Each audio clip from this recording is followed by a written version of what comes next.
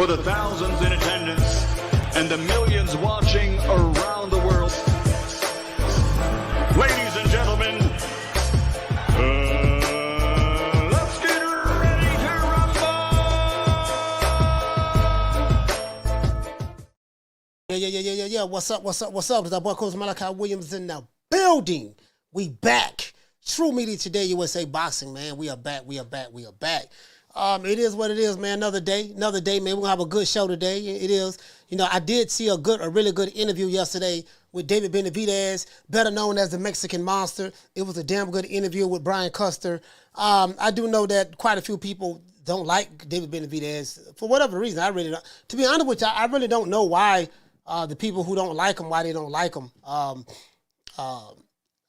don't get it. You know, outside of some people say he's really not Mexican, but that's some bullshit. You know, that's coming from people who ain't Mexican themselves. So, I don't know why they don't like him. But you know, he seemed to be a nice guy. And then I like Caleb Plant as well. Caleb Plant is very, very sarcastic. I try to put myself in Caleb Plant's shoes as well. I can't, you know what I mean? But just him probably coming up in the trailer parks in this neighborhood, and he probably had to fight and stuff like that. But David Benavidez seems like he's very, very, very, very motivated. He seems like he's very, very motivated.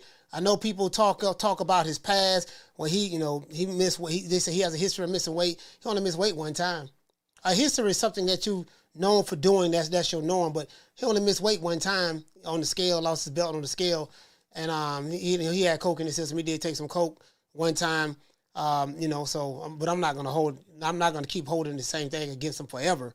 You get what I'm saying? So shit happens. It is what it is. And none of that has anything to do with this fight that's coming up between him and Caleb Plant. So shout out to everybody that's in the chat. Let's give everybody a round of applause.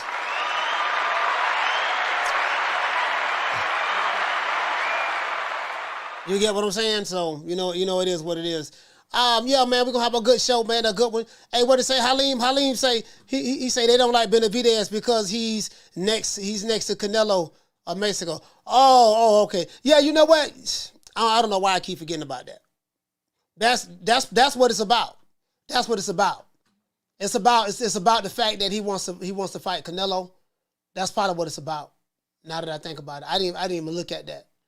And my thing is this here. I do hear the arguments that certain people make. They say, well, certain fighter, fighter A, he hasn't, fighter A may not have done enough, and fighter A needs to do this and that, and yada yada yada yada yada.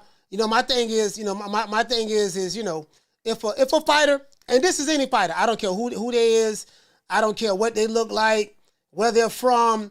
My thing is this: if a fighter fights his way to become the mandatory to the champion, regardless of what you think about that mandatory, regardless of whether you like him, what he looks like, none of that. If he fought his way to become that guy, that means he's earned his shot at the title. How do you earn it? By fighting the fights that you need to fight in order to become that. Now, we do know that the ranking system, certain fighters can get placed on number one over others. We do know that. We saw that with Keith Thurman. Keith Thurman jumped over quite a few people, came out of nowhere. He ain't fought since 1972. Then he had one fight. He fought Mario Barrios, a guy who hasn't had one fight at welterweight. Kind of like what Mikey Garcia did when he fought Spence. He didn't have a fight at welterweight. He just jumped straight from lightweight to welterweight. You know what I mean? Fought Spence and yada, yada, yada. I'm like, dude, everybody knew you were going to lose that fight. I don't know what the hell you were thinking about. I'm skipping weight divisions. But that's neither here nor there. As it relates to Thurman beat up a guy who did not, he beat up a guy who never had a fight at welterweight before, and then all of a sudden he's number one. So we do know that happens. That does happen in the welterweight division. You know what I mean? And that does happen how much in the welterweight division. You get what I'm saying? So it is what it is, man. So that's probably what it is. But anyways, shout out to Knockdown 305 in the building. Knockdown 305, what's happening, man? Knockdown, what's happening? Rockman, what the link read? I was checking this interview out, man. Y'all need to check this interview out, bro. Brian Custer. I think it's on the. Let me pull it up. Let me see where it's at. It's on the, of course, Showtime Last Stand. It's on the Last Stand. David Benavidez on fight with Caleb Plant, and he's guaranteeing that he's going to stop Caleb Plant in 6. I don't think he's going to be able to do that in 6, but I am picking David Benavidez to beat Caleb Plant. I'm picking him. And this is no shade on Caleb Plant. It's just that, hey, you got to pick somebody, right? Some people are picking Plant. Some people are picking Benavidez. I'm picking Benavidez. This ain't no shade on Caleb Plant. It's just I'm rolling with Benavidez. I just think that now that I thought about it, I think it's gonna wear him down to stop him. You know what I mean? Late in the fight. Shout out to Knockdown 305. Yes, sir. Hottest podcast in the land. You ought to know what time it TI is, baby boy. You ought to know what's happening, man. It is what it is, man. I was looking at some fights. Oh yeah, matter of fact, let me address this. I'm laughing right too, right? I got people hitting me up. They telling me about this tweet that Terrence Crawford dropped on Twitter. And he was dissing Boxing Shigo and Fag 9, 2 fuck boys. And it was the tweet he said, I can't quote it word for word. And it was hilarious. And just to get the response, I told you a lot of these guys are emotionally reactive. And so the thing is as I said before, Spence has a fight coming up with Keith Thurman. Nobody. I don't know not one Spence fan, but then too, I don't look at a lot of YouTube channels. There's a lot of them I unsubscribe to. I only look at like maybe 4 or 5. No, I probably look at like 6 or 7. And the 6 or 7 who I look at, they know who they are. But I don't even look at them. I don't look at them. So unless somebody send me something, you know what I mean. I do have a lot of subscribers send me stuff. But it was hilarious, bro. And these guys, and I thought about something. I was listening to World Comeback Sports, the WCS, and there's something that he said that really struck a chord with me. I said, you know what? I didn't never really, no, that's a lie. I did, because I do say that on my show. I said, a lot of these guys, they act like children. They act like children. You get what I'm saying? These, and it hit the nail right on the head. A lot of these guys, they're young. They're in their 20s. They're in their 30s. But the guys who are spitting out the leaders of the new fools, y'all remember the rap group, the leaders of the new school? Well, I got a new name for these guys, the leaders of the new fools. So you got the old crusted niggas like the Fag Nines and the Shigos. These are old crusted niggas, they 40s and 50s. You got the old crusties. One nigga's a fake actor. Another nigga is a YouTube lawyer. Nigga say he a lawyer. Nigga ain't never did law before in his life. Nigga lying, right? But on YouTube, you're free to be whatever you want to be on YouTube. It is what it is, right? But anyways, but I say all that to say this. You have leaders of the new fools who put out a lot of, they don't know nothing about boxing. They wouldn't know a check left hook from a checkbook. These guys wouldn't know a check left hook from a checkbook, right? So these guys, these guys, this is how they make their money. They make their money by shooting YouTube videos every day. They're gonna drop 5 or 6 videos a day. And I told you guys over here that the business side of the YouTube. And what I'm going to do, I'm going to actually go to a channel and I'm going to do a show. As a matter of fact, I'm not going to do a show. What I'm going to do, I'm going to just shoot a whole video and I'm going to look at these guys' channels. I'm going to show you, hey, look, this is how much this guy's probably making on this show. And I'm going to give you some examples. I'm going to break it down for you.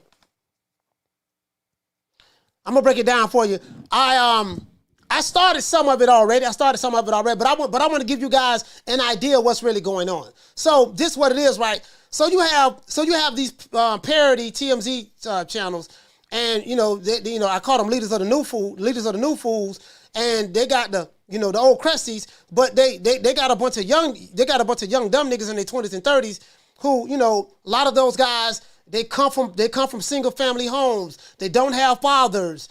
You know what I mean? So they look up to people like rappers and Young Thugs is probably one of their favorite rappers. They look up to that and they look at rap videos and stuff like that as their influences. So people like that, you can very, very easily, guide their minds, so to speak, because it's very, very easy to fool them and get them to go where you want them to go at. Now. The worst thing is this. Do you want to know why an old fool there's nothing worse than an old fool. The reason why there's nothing worse than an old fool is because an old fool was once a young fool. And he carried his foolishness all the way until he reached an older age. And now that he's such an old fool that, you know, once a guy reaches a certain age, that you can't change their minds. There's nothing that you can do to change them because, you know, once you reach a certain age, most people, they're going to be set in their ways. They literally stop learning at a certain time, right? And they just be set in their ways. So this is a lot of shit that the old crusty niggas. That's why if you see an old crusty dumb nigga, just take him out the pasture and just put him out of his misery. The old crusty nigga, just take him to a pastor and put him out of his misery. He's no more good to society anymore. Now, the young fools, there's still hope for them. Because the dudes that's young fools today, as they get older, they can still evolve and grow, and they may not be the same when they hit their 40s and 50s or 60s. They may not be the same fool in their 40s, 50s, and 60s that they were in their teens, 20s, and 30s. You get what I'm saying? So there's still hope for those guys. So I can't even blame them. I'm not even going to blame them, but that's what's going on. But a lot of these guys are just emotionally, as I said before, reactive, and they react, and everything triggers them. Everything triggers them. You get what I'm saying? But that's what it is, though. But anyways, as it relates to boxing, a lot of these guys, you can't have boxing conversations with these guys. And I'm telling you guys, I figured it out. These guys that you see, they are not boxing fans. You can't have any. As a matter of fact, man, shout out. Let me send a shout out to everybody. Peace to the family. Peace to the family. A lot of these guys have other issues going on. You can't have a conversation with these guys. They don't know who Jose Napoles is. You know what I mean? Jose Napoles, 3-time, I think he was a WBC champion, welterweight champion. You know what I mean? You can't have boxing conversation with the guy because they don't know nothing about boxing.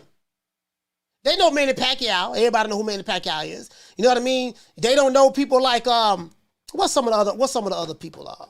Me and my uncle Benny. My uncle Benny, man, Billy Conn. Man, RIP to my Uncle Benny, man. My Uncle Benny the one got me on the boxing, man. You know, Billy Conn. I think Billy Conn was a... Damn, I'm going to need some old school cats on here, man, to educate me, to help me remember. I think Billy Conn was a light heavyweight champion back in the day. Like, you can't really have, like, guys who really put in the work. Those type of guys, you know, Willie Peps and stuff like that. All those guys, they don't know nothing. You know what I mean? Like, these guys, they don't have any boxing knowledge at all. They don't have any boxing knowledge at all. You know what I mean? And that's just what it is. You know what I mean? So this is what you're dealing with. And I realize that. They don't know who Carlos Monzon is. I realize that. So these guys, their thing is they come on here and they're looking for daddies. So people like Hassan Campbell would be their daddy. They'll look up to him. People like Charleston White would be their daddy. They'll look up to him. People like Dr. Umar Johnson and stuff, those are their daddies. They'll look up to them. So a lot of these guys, again, as I told you before, these guys are very, very, very, very low IQ. It has nothing to do with boxing at all. And they get, you know, it's very, very easy to, you know, get these guys triggered. And me personally, when I feel like being petty, when I be on my petty stuff, I love triggering these guys. It's funny to me. But let's give everybody a round of applause.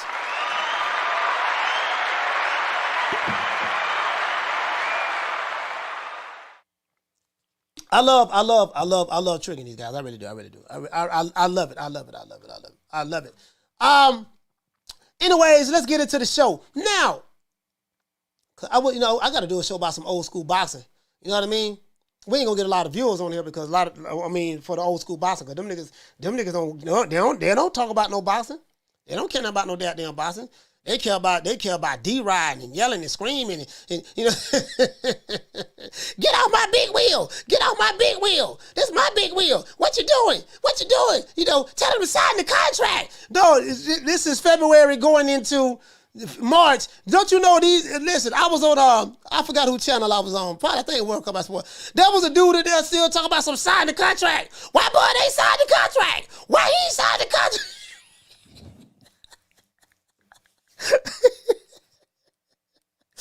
Why he signed the contract?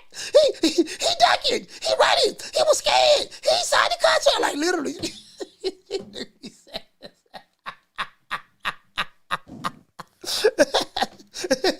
Sixty 40, 70 30, 80 20. Take whatever we get. bro, literally. You can't make this up. You can't make this up. You can't make this up, boy. And I know they young. I said these some young dudes. They in their 20s and 30s. Like right now, their frontal cortex hasn't developed yet. You know, so you know it should. But it's saying right now they don't know no better. They've been listening to I can tell by what they say who they've been listening to. Fag9 and Shigo, Boss and Shigo, and Boyfriend. And Boyfriend. Shout out to Eric Gomez. To this day. My main man, Bomb Squad in the building. Eric, what's going on, baby boy? Bomb Squad in this BI, man. Bomb Squad in this BI. It is what it is, man. Hey, what did say, Kelly Boston? He said the PBC will not make that fight unless they fight for nothing. Man, shit. I don't been down that road so many times, Lord have mercy. We ought to know what time of TI is, man. We know what time of TI is, man. Shout out to Swat Jones in the building. So I'm sitting back, right, looking at this interview with David Benavidez and Caleb Plant. I'm not gonna lie, dog. I know a lot of people like Caleb Plant. I know I am in the minority on this. I know a lot of people like Caleb Plant. I'm in the minority. But I'm telling you, man, I thought about it because I was leaning towards Caleb Plant as well. You get what I'm saying? But now I'm like, hey, shout out to my main man, Rob Boy Fresh. Hey, what's up, Slim? True. Hey, Rod, the Bama still talk about signing the contract. Why he signed the contract? Tell him, why he signed the contract? He ain't got no representation. You know, he a man, he ain't got no representation. Okay, y'all say he ain't got no representation, but then you heard a rumor that he was signing the Golden Boy. Why he signing the Golden Boy? Well, you say he ain't got no representation. If he signed with Golden Boy, like you guys are saying, wouldn't that be now that he have a promoter, he have representation? Oh, you do got a point. 60-40, 70-30, 80-20, take whatever give you. You do know Errol Spence said he was joking when he said, no, he wasn't joking. You know, I just don't like the nigga. My little Fag9, like literally like Fag9. Oh, this nigga here, y'all don't want me to show the video now. I can show the video now. Like, I can literally show the video when the nigga went crazy on his live. Do y'all remember 2 years ago the nigga went crazy on his live?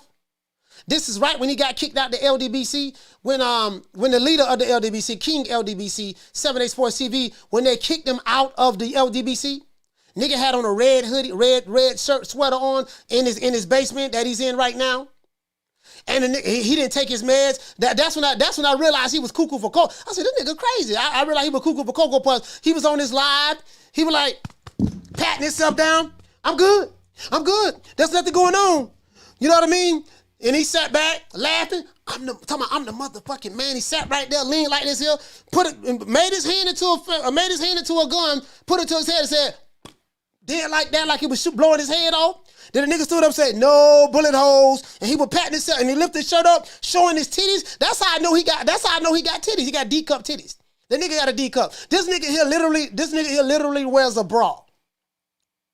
And he got so much cottage cheese down here.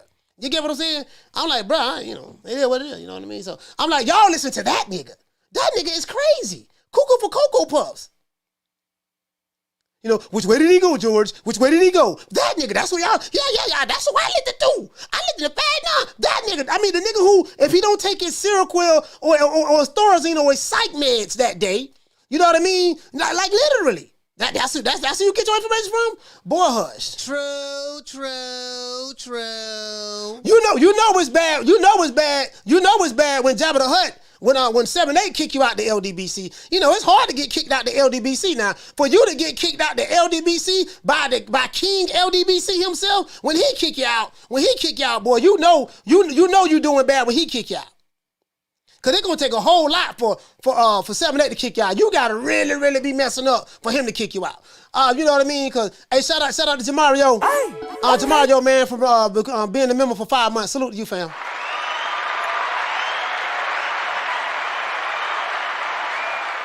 He said, salute, Coach, best show on the YTBC, man. You know, man, I try, man. I'm one of them. Shout out to DSP Jr.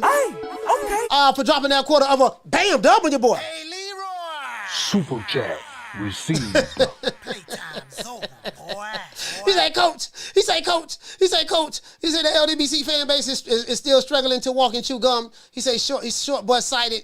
I can't blame him. You know, I mean, you know what I gotta stop doing, dog. Cause I was lumping everybody in the LDBC together.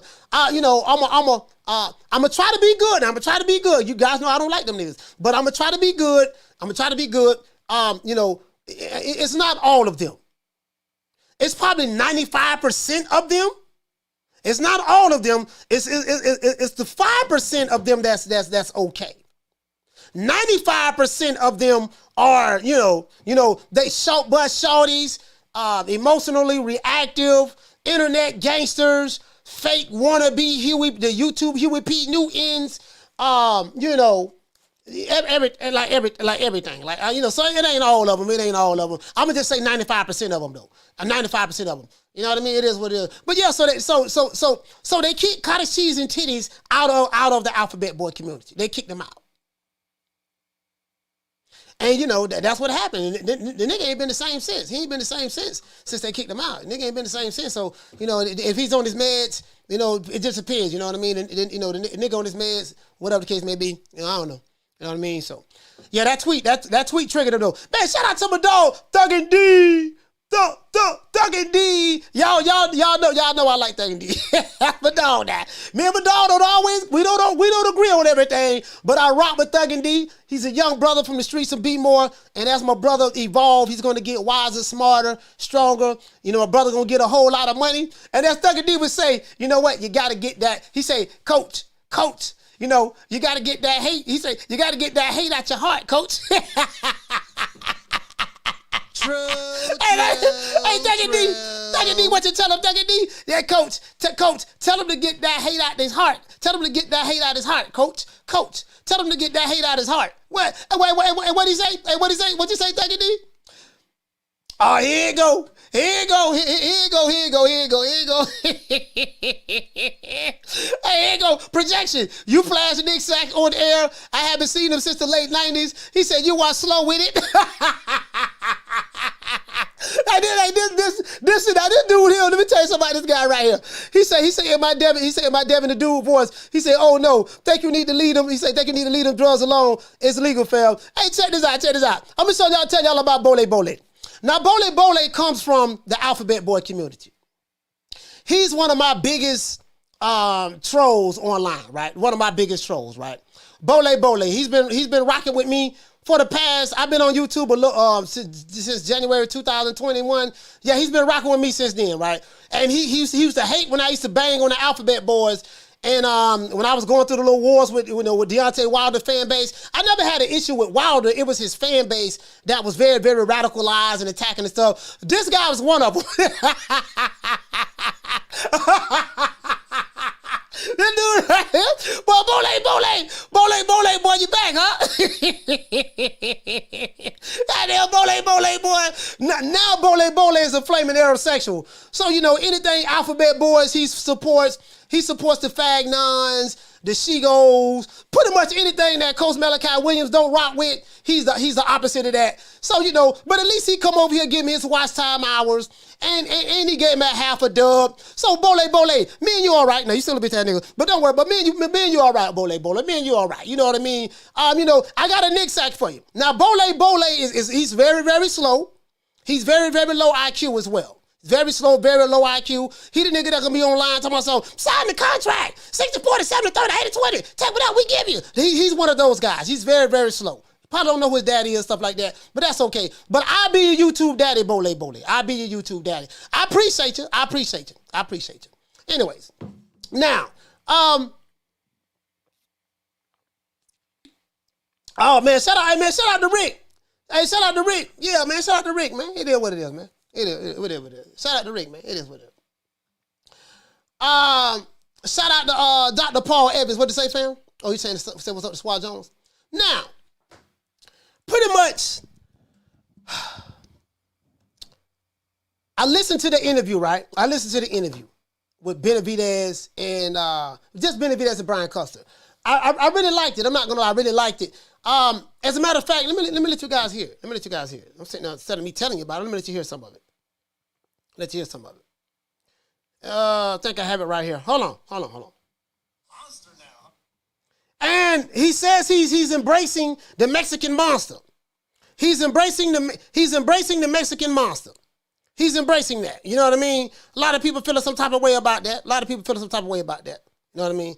And I get it. I understand. A lot of people feeling some type of way. He's embracing it though, but I think he's doing the right thing, and I'm gonna tell you why. And I totally agree with him. Hold on, guys. I'm trying to pull it up right now. Shit, I thought I had my Bluetooth on. Hold on, guys. I'm gonna address the chat in a minute. Let's see. There we go. See what's up. Hey, PBC Central say he ain't no monster. Hey, PBC Central. Hey, listen, all I hate. As a matter of fact, let's let it be known. Bole, more like hoe ass nigga. People, to my ops, to all my ops, the boles, to the Jason Bones, to the I got shooters, homie, to all my ops. You know I give two fucks about you. I do not like you niggas at all, but I appreciate you giving me your watch time hours. Hate watching me. Y'all like to hate watch. I hate the nigga, but that's why I'm watching them. I really appreciate that, and keep sending that money, bole. Oh, hoe ass nigga. Look, fuck you. Fuck the plane you flew in on. Fuck them shoes. Fuck the socks with the bell on it. Fuck them cheap ass cigars. Fuck your yuck mouth teeth. Fuck your hairpiece. Fuck your chocolate. Fuck Guy Ritchie. Fuck Prince William. Fuck the Queen. This is America. My president is black and my Lambo is blue, nigga. Now get the fuck out my hotel room. And if I see you in the street, I'm slapping the shit out of you. Phone lines gonna be open. Hey, Thugger D, I'm gonna drop the phone line. Thugger D, I'm gonna drop the phone lines on these sapsuckers too. Phone line, I'm finna open up the phone lines right now. Y'all bear with me one moment now. Guess what?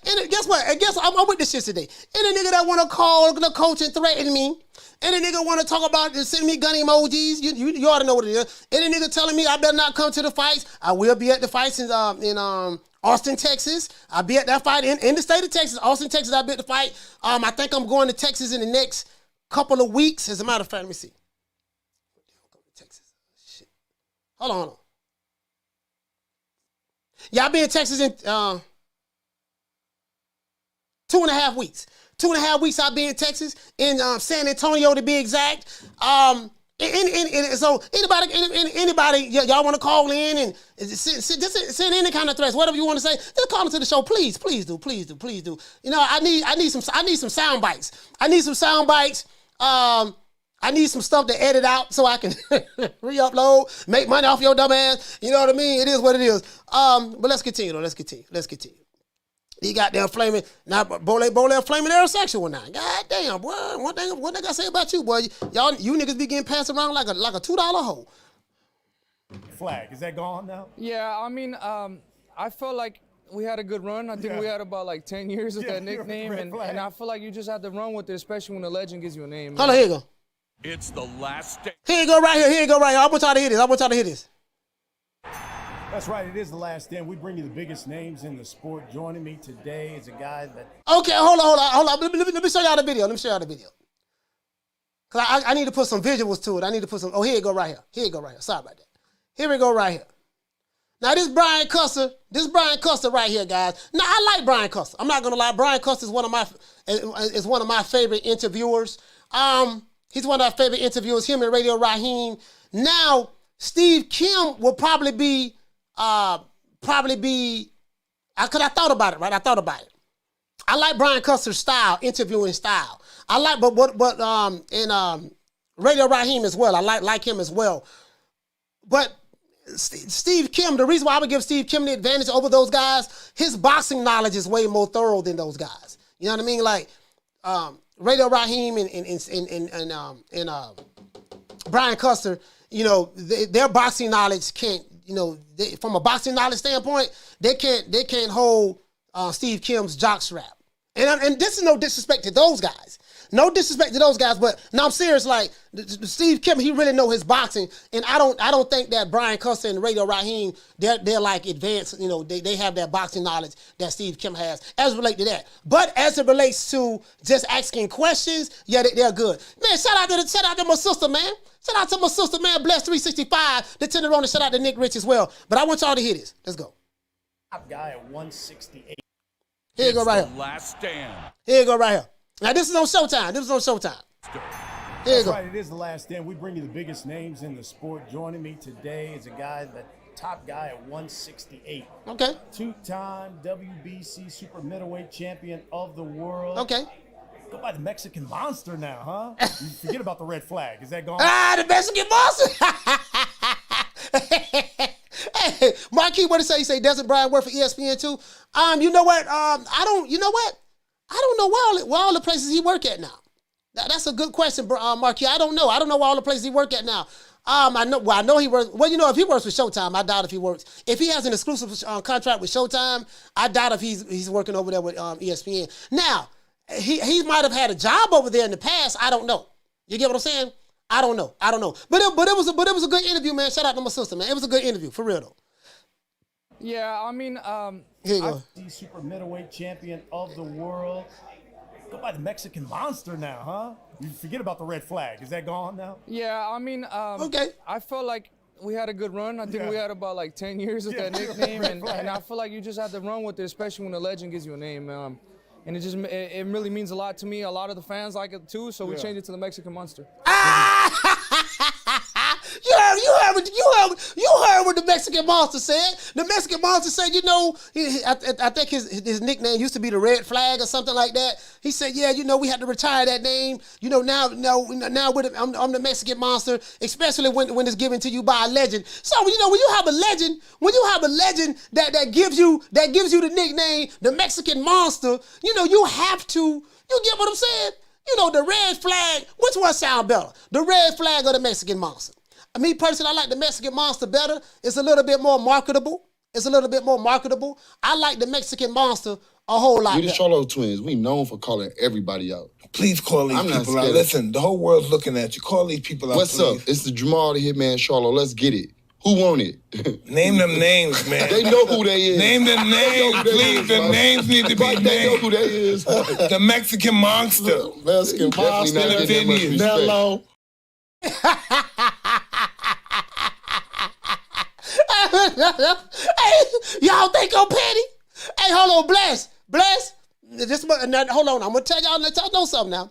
My sister Bless 365, she put me in check. When I was Bless, I was last year. Me and Bless was trying to out petty each other in the chat. I was talking slick to her. She was talking slick to me, and then she caught me good. I didn't know what to say. She said, you know what? You petty as hell. You know what I mean? And I was gonna say something, right? Then I thought about it. I said, damn, me going tick for tack. Yeah, you know what? Shit, I am petty. Hey, you know what? And guess what? Ever since then, I have been embracing my pettiness. True. Ever since then, I have been embracing my pettiness. Let me drop these phone lines. I have been, you know what? I have accepted the fact that I am petty. I am not trying to change. I am embracing my pettiness. Yes, I am petty. Pound for pound, I am the pettiest on YouTube. As a matter of fact, y'all ain't seen my petty yet. Boy, y'all have not seen my petty. Y'all have not seen the level. I haven't even scratched the surface of my pettiness. Boy, listen, when I get real petty, oh man, let me tell you something, bro. Y'all don't, boy, I invest resources into my pettiness. Oh, I invest resources into my pettiness, boy. Y'all ain't seen that yet. But anyway, I want to show y'all something. But I'm going to show y'all petty. Ron Boy Fresh, check this out. I'm online, doing my YouTube stuff, right? Caleb Plant is petty. Caleb Plant is low down, dirty petty. Do you want to know why I say that? Do you guys want to know why I say that? Why Caleb Plant is low down, dirty, petty? Caleb Plant is the pettiest guy in boxing, period. Has to be. Like, he might be the 50 Cent of pettiness in boxing. Where am I going at with this? When you go online and you type in David Benavidez, his name, right? You're going to run across a website, davidbenavidez.com. Now, I know what you're thinking. Coach, davidbenavidez.com, that's the Mexican Monster's website. Wrong. Guess who owned that domain name, davidbenavidez.com? Caleb Plant. I can't make this up. True. Man, the man don't bought David. If you can see right here, check this out. This sapsucker right here, boy. Boy, right here, this says Benavidez.com. When you type that in, guess what? You see a big picture of Caleb Plant. Oh, this is petty. Oh, this is so petty. Oh, Premium Boxing Champions, bio in next fight. Bro, he took this man's name, domain name. No, this man didn't, bro. Bro, boy, this is Coach Malachi Williams petty, man. Like, this dude right here, man, he like, Lord have mercy. Boy, listen, you go to...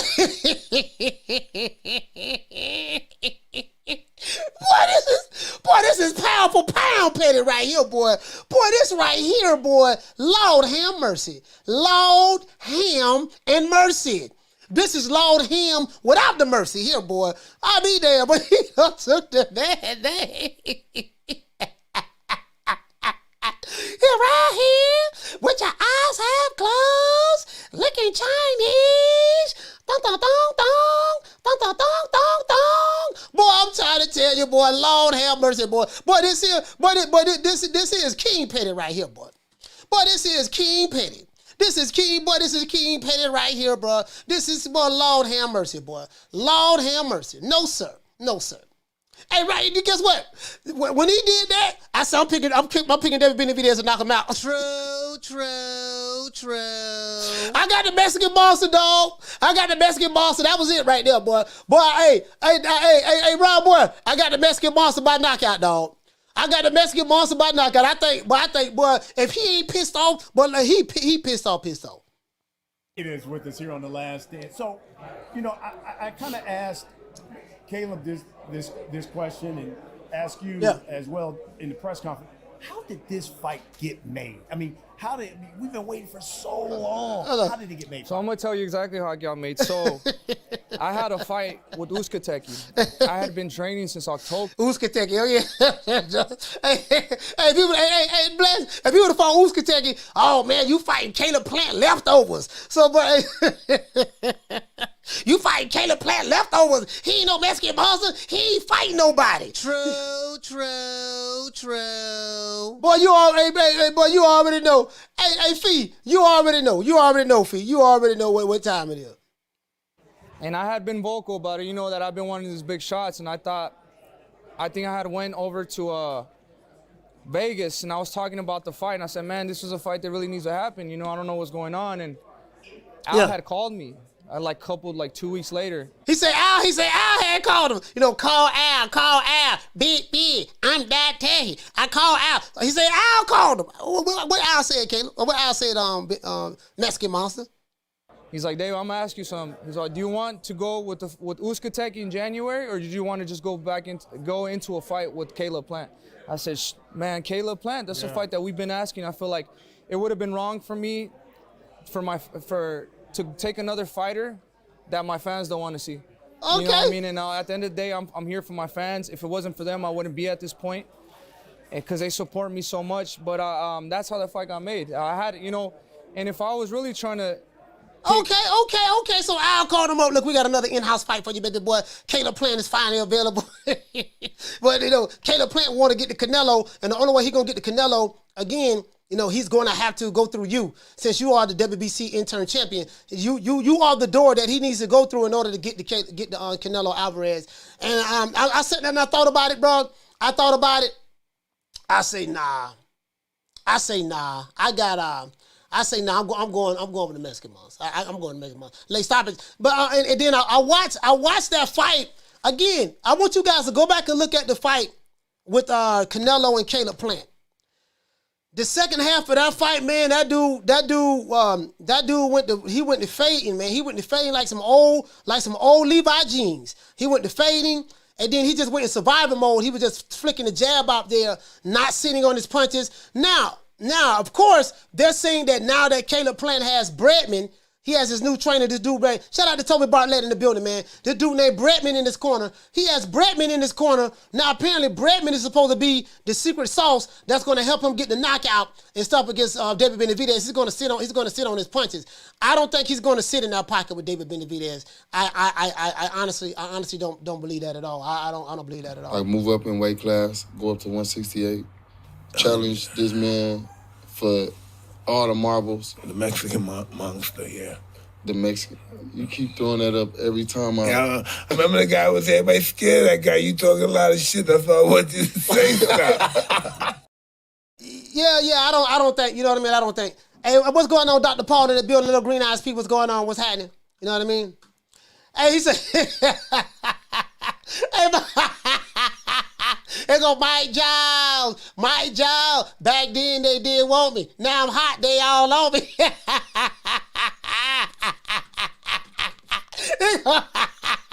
Here go another one of my ops. Too. Mike Jones been hating on me for a long time now. Between Mike Jones, Bole. Boy, let me tell you something, Mike Jones. I ain't gonna lie to you, dog. Like, I got a lot of love for you guys. I got a lot of love for you, Bole. Just all of my haters, cause you guys been hating for a minute. I mean the dedication. I ain't gonna lie to you, dog. I admire y'all dedication. I really do, man. Like, I ain't gonna sit here and lie to you, man. Like, y'all make me proud. I feel like all jokes aside, I feel like a proud father to a son. You know what I mean? I feel like a proud father to a son, man. I gave birth to you guys. You know, I gave y'all the heterosexual name. You know, Wakanda niggas. I don't call all types of names in the book. You know, classic names. People say that all over the internet to this day.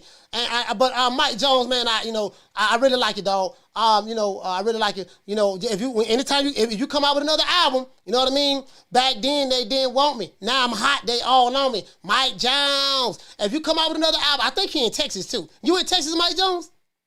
Hey, Mike Jones, are you in Texas? Let me know if you're in Texas. I'll be in Texas in about 2.5 weeks. You in Texas, man, Mike Jones? You know what I mean? We probably go in the studio, do an album together. I'm coming out of retirement. You get what I'm saying? I'm coming out of retirement. You feel me? It is what it is, man. I'm coming out of retirement. Come on, yo. I'm just saying, bro, like for 2 years, over 2 years, like this, bro. Listen, I love, it's like, shit, that's some dedication, boy. That's some dedication. I'm dedicated to hate this nigga. I swear to God, I can't stand. I don't like that nigga. I'm dedicated to hate this nigga, man. This old hoe ass, cunt, cooch ass nigga. Coach Malachi, I can't stand that nigga, dog. I'm finna break this keyboard. I'm tired of this nigga, dog. I thought this nigga would have just been a flash by night. I had no idea this nigga was gonna be almost at 20,000 load. I can't stand the nigga. I can't. You know what I mean? So, I get it. I do get it. I get it. True. I get it. True. But I keep telling you, low IQ ass niggas, Mike Jones. I say, boy, I'm gonna manipulate you niggas to help me go to the top. And y'all are helping me. Y'all really are helping me. I appreciate it. I plead the fifth. 5, 1, 2, 3, 4, 5. Anything you say, 5. Go ahead, ask me a question. Did you? 5. I know all of my trolls and haters avatars. I know all of them. I know every last one of them. You know what I mean? I got a good memory. Phone lines open, man. 530-494-9636. The old boys accepting phone calls. Coach Malachi's accepting phone calls. I'm here, baby. I'm here. The old boy's back. I'm feeling good. I feel energized today. Left the gym, worked on my core, did shoulders. You see what I'm saying? Finna go do a little light jog after the show. I'm here, baby. I'm here for all. I told you, I be having niggas hate watch. Hey, Thuggy D. Wait, Thuggy D. This when you know you're good. When you got motherfuckers hate watching you. I hate that nigga Coach Malachi so much that I'm compelled to watch him. True. He said, Coach, what happened to Jason Mones? Jason Mones, he watching right now. He probably got another account. Jason Mones got about 25 burner accounts. Hey, Rod. Hey, Jason Mones got about 25 accounts. Shit. I ain't never seen nobody like Jason Mones now. Jason Mones got about 25 accounts now. You know what I mean? Hey, but as a matter of fact, let me do this though. Let me do this. Let me do this for my dog. Let me do this for my dog. Mike Jones. Mike Jones. Let me do this for my dog, Mike Jones. Mike Jones, I got something for you, Mike Jones. I got something for you. I got something for you. I got something for you. I got something for you, dog. I got something for you. Here you go. You know what I mean? Oh no, wait, yeah. I got something for you, homie. I got something for you. Oh, let me open up the phone line. Phone line's over 530-494-9636. We got a call calling in. Caller, what's your name? Where you calling from? Roland. Where you calling from? From Grand Valley, California. From California. Talk to me. No, I just wanted to know, do you have a gym and do you train? You want to talk about boxing, sir? This is the boxing show. Oh, okay. Sorry, man. I just thought it said it, coach. I'll still watch you though. Sorry, man. Okay.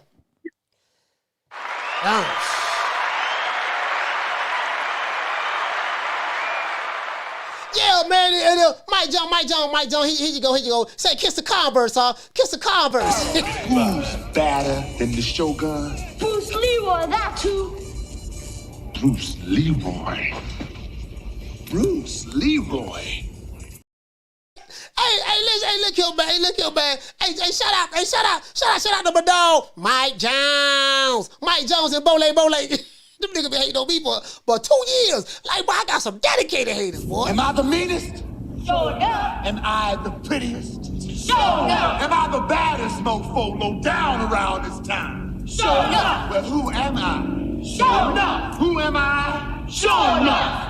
I can't hear you. Sure enough. Shogun of Harlem. I came in the motherfucker like, show enough. Hey, check this out. Hey, Tim. I came in the motherfucker like, show enough, boy. I came on YouTube like, show enough. Am I the meanest? Show enough. Am I the prettiest? Show enough. Am I the toughest, roughest, low down around this town? Show enough. Well, who am I? Coach Malachi, who am I? Coach Malachi, I can't hear you. Coach Malachi, yeah, the Shogun of the YTBC. True. A little bit mad. Woo, them niggas been mad ever since, boy. Stickiest of the icky. You want to smoke with the old boy Rick James? Boy, them niggas been that ain't hot ever since, boy. They been trying to get me off the block ever since then. Guess what? I ain't going nowhere. We did it first, and we motivate even the greats. This is different. We motivate the greats over here. We motivate the greats over here, man. You know, we motivate the greats over here. Yeah. We motivate the greats. You know what I mean? That's what we do over here, man. We motivate the greats, man. I told you, these dudes wouldn't know a check left hook from a checkbook. Yeah. These dudes would not know a check left hook from a checkbook. The fuck? I'm dead ass serious, dog. I tell the dude about a check left hook. He wasn't talking about a checkbook. When I talked to him about a checkbook, then he want to ask me about what a check left hook is. I said, man, I can't have no boxing conversation with you, dog. You don't know what a check left hook is, man. Figure out what a check left hook is, and then come back and get back with me. You're begging me not to leave you. You see what I'm saying? I'm dead serious though. Hey, Thugger D say, talk your shit. No, these niggas. Hey, Thugger D, you know some dudes be getting mad. You know, like, bro, if you ain't got a group of niggas that don't hate you, you ain't doing nothing. Listen, let me tell you something. Y'all got to go back to my old stuff. You go back to my old stuff. And shout out to Blue Blood Sports TV. Y'all know that's my brother. Me and Blue don't squash our beef. We good. Me and Blue good. I ain't got nothing bad to say about Blue, man. I got love for Blue. I don't agree with everything he says, but I got love for Blue. Now I don't rock with his crew. Now I don't rock with his group. I don't rock with his group at all. But Blue, shout out to Blue.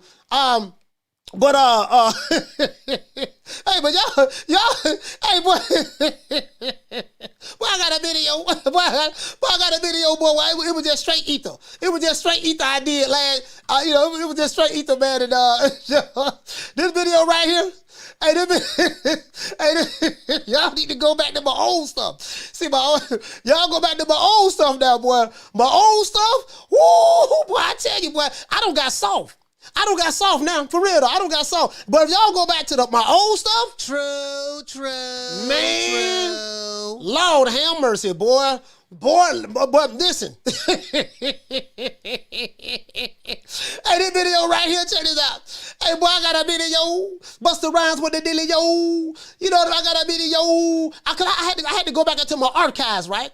I had to go back into my archives. I got a video I had did, boy. This 2 years ago, right? This when Fag 9 was showing his titties. He was showing his titties right here. Then when what? He was showing his titties right here. He was showing his titties right here. Y'all can't hear nothing. Y'all can't hear nothing. This when the nigga was going crazy. He got kicked out of the LDBC. They kicked the nigga out. This who y'all listening to, blowing his head off. I was on a tear. I was on a tear. I was on a tear around this time. I wasn't even playing. I wasn't even playing around this time. Y'all can't hear nothing. I'm going to just narrate it for you. He going to stand up. Nigga showing his titties. He gonna stand up and he's showing his titties. Cottage cheese. You see all that cottage cheese right there? And right up there go his titties right there. Nigga, look like a D cup too. Them like a D cup. Look like, I don't know, look, I had old tenderonis to rock with. Yeah, look like a D cup right there. Look like a D cup right there. You get what I'm saying? But I'm just saying now. I'm just saying. Boy, boy, if y'all would have caught you think I'm petty now. Lord have mercy. Boy, in 2021, I was a savage. I don't chill out now. I don't chill out. And this how I made so many enemies on YouTube. I had the entire LDBC community at me every day. And I wasn't going live at that time neither. I was just dropping videos. And then once I started going live like April of 2021, when I started going live, I started going live. I had a co-host with me named Shelton Moore. My brother from Compton, California. Shelton was my co-host. And then we rocked out for a while. I used to have panels, you know what I mean, with Kurt Sugar. Kurt Sugar came on a couple of panels. Blood Boxing. Shelton, my brother from Detroit, Smith and West, stuff like that. You know what I mean? I don't have the panels no more, man. It is what it is, man. Now I'm a solo act. You know what I mean? Now I'm a solo act. I'm like, ooh, boy, look here, boy. But don't make me do it. Don't make me do it. Don't make me do it. Y'all have not seen the depths of my pettiness.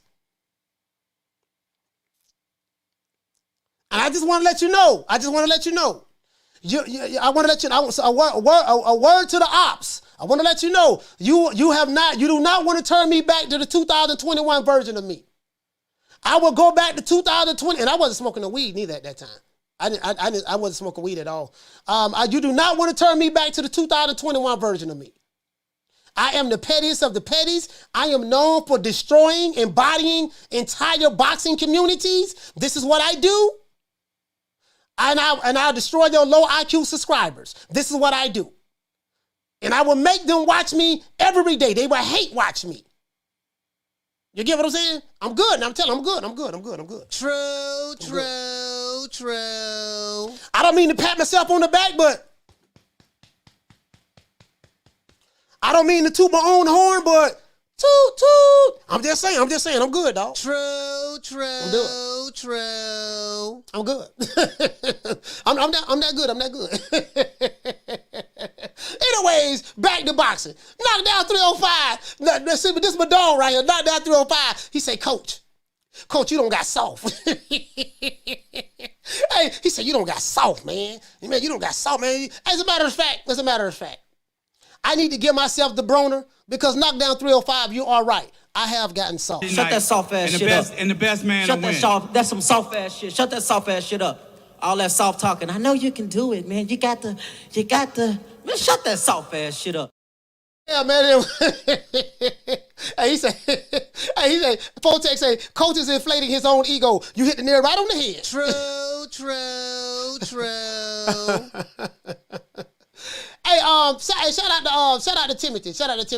Hey, Timothy, you, I rock with Timothy. You're a good brother, man. Hey, listen, I tell you guys this here. Whatever issues I have with somebody, I don't want you guys to get involved in it, Tim. Me and you all right.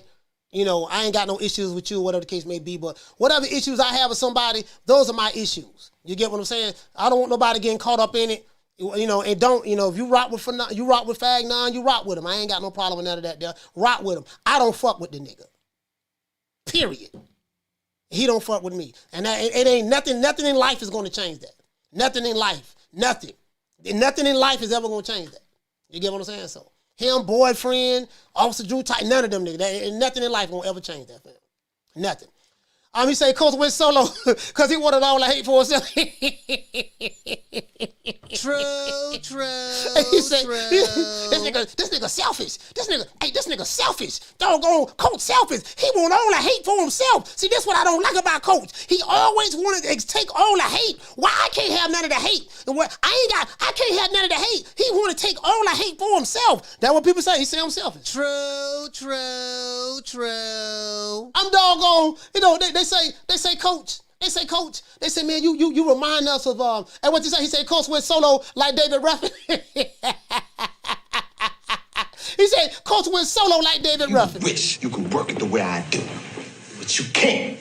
You're begging me not to leave you, and I refuse to let you go.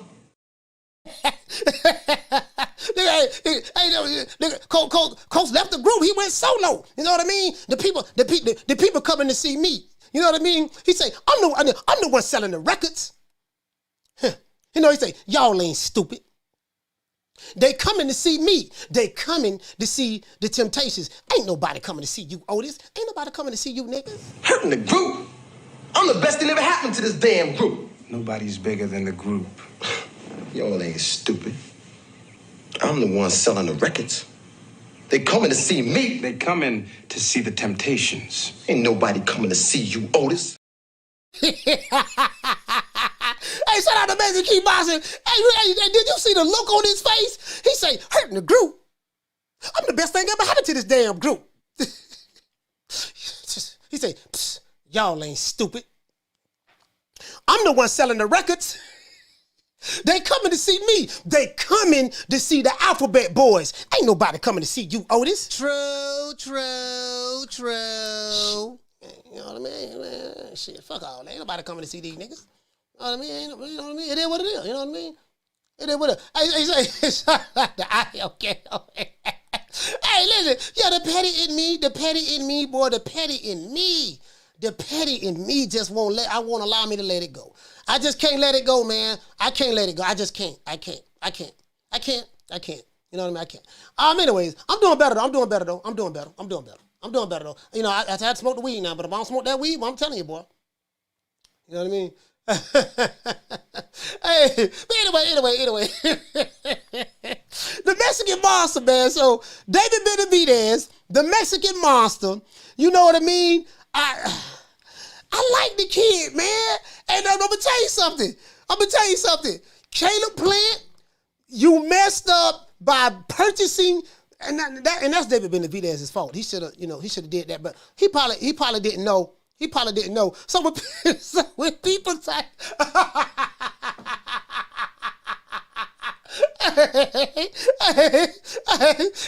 so when people type in, Retro, and when people type in, David Benavidez's name online, DavidBenavidez.com, they gonna see Caleb Plant.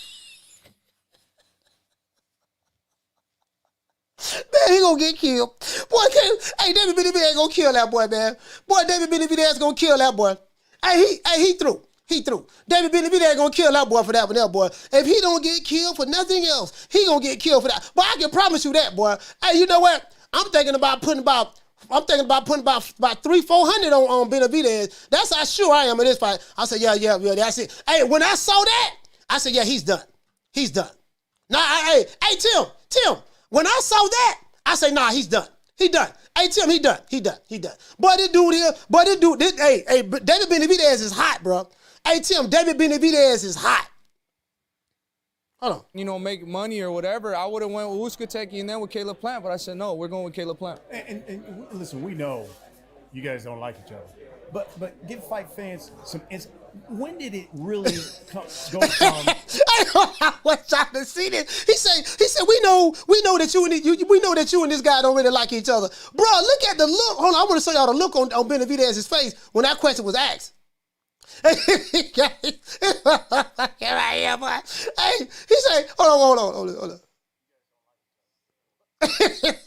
Oh no, boy. Boy, oh no. At this moment right here, listen, I said, boy, Caleb Plant in trouble. Hey, he said right here, this the point right here, guy. Hold on. Here you go, right.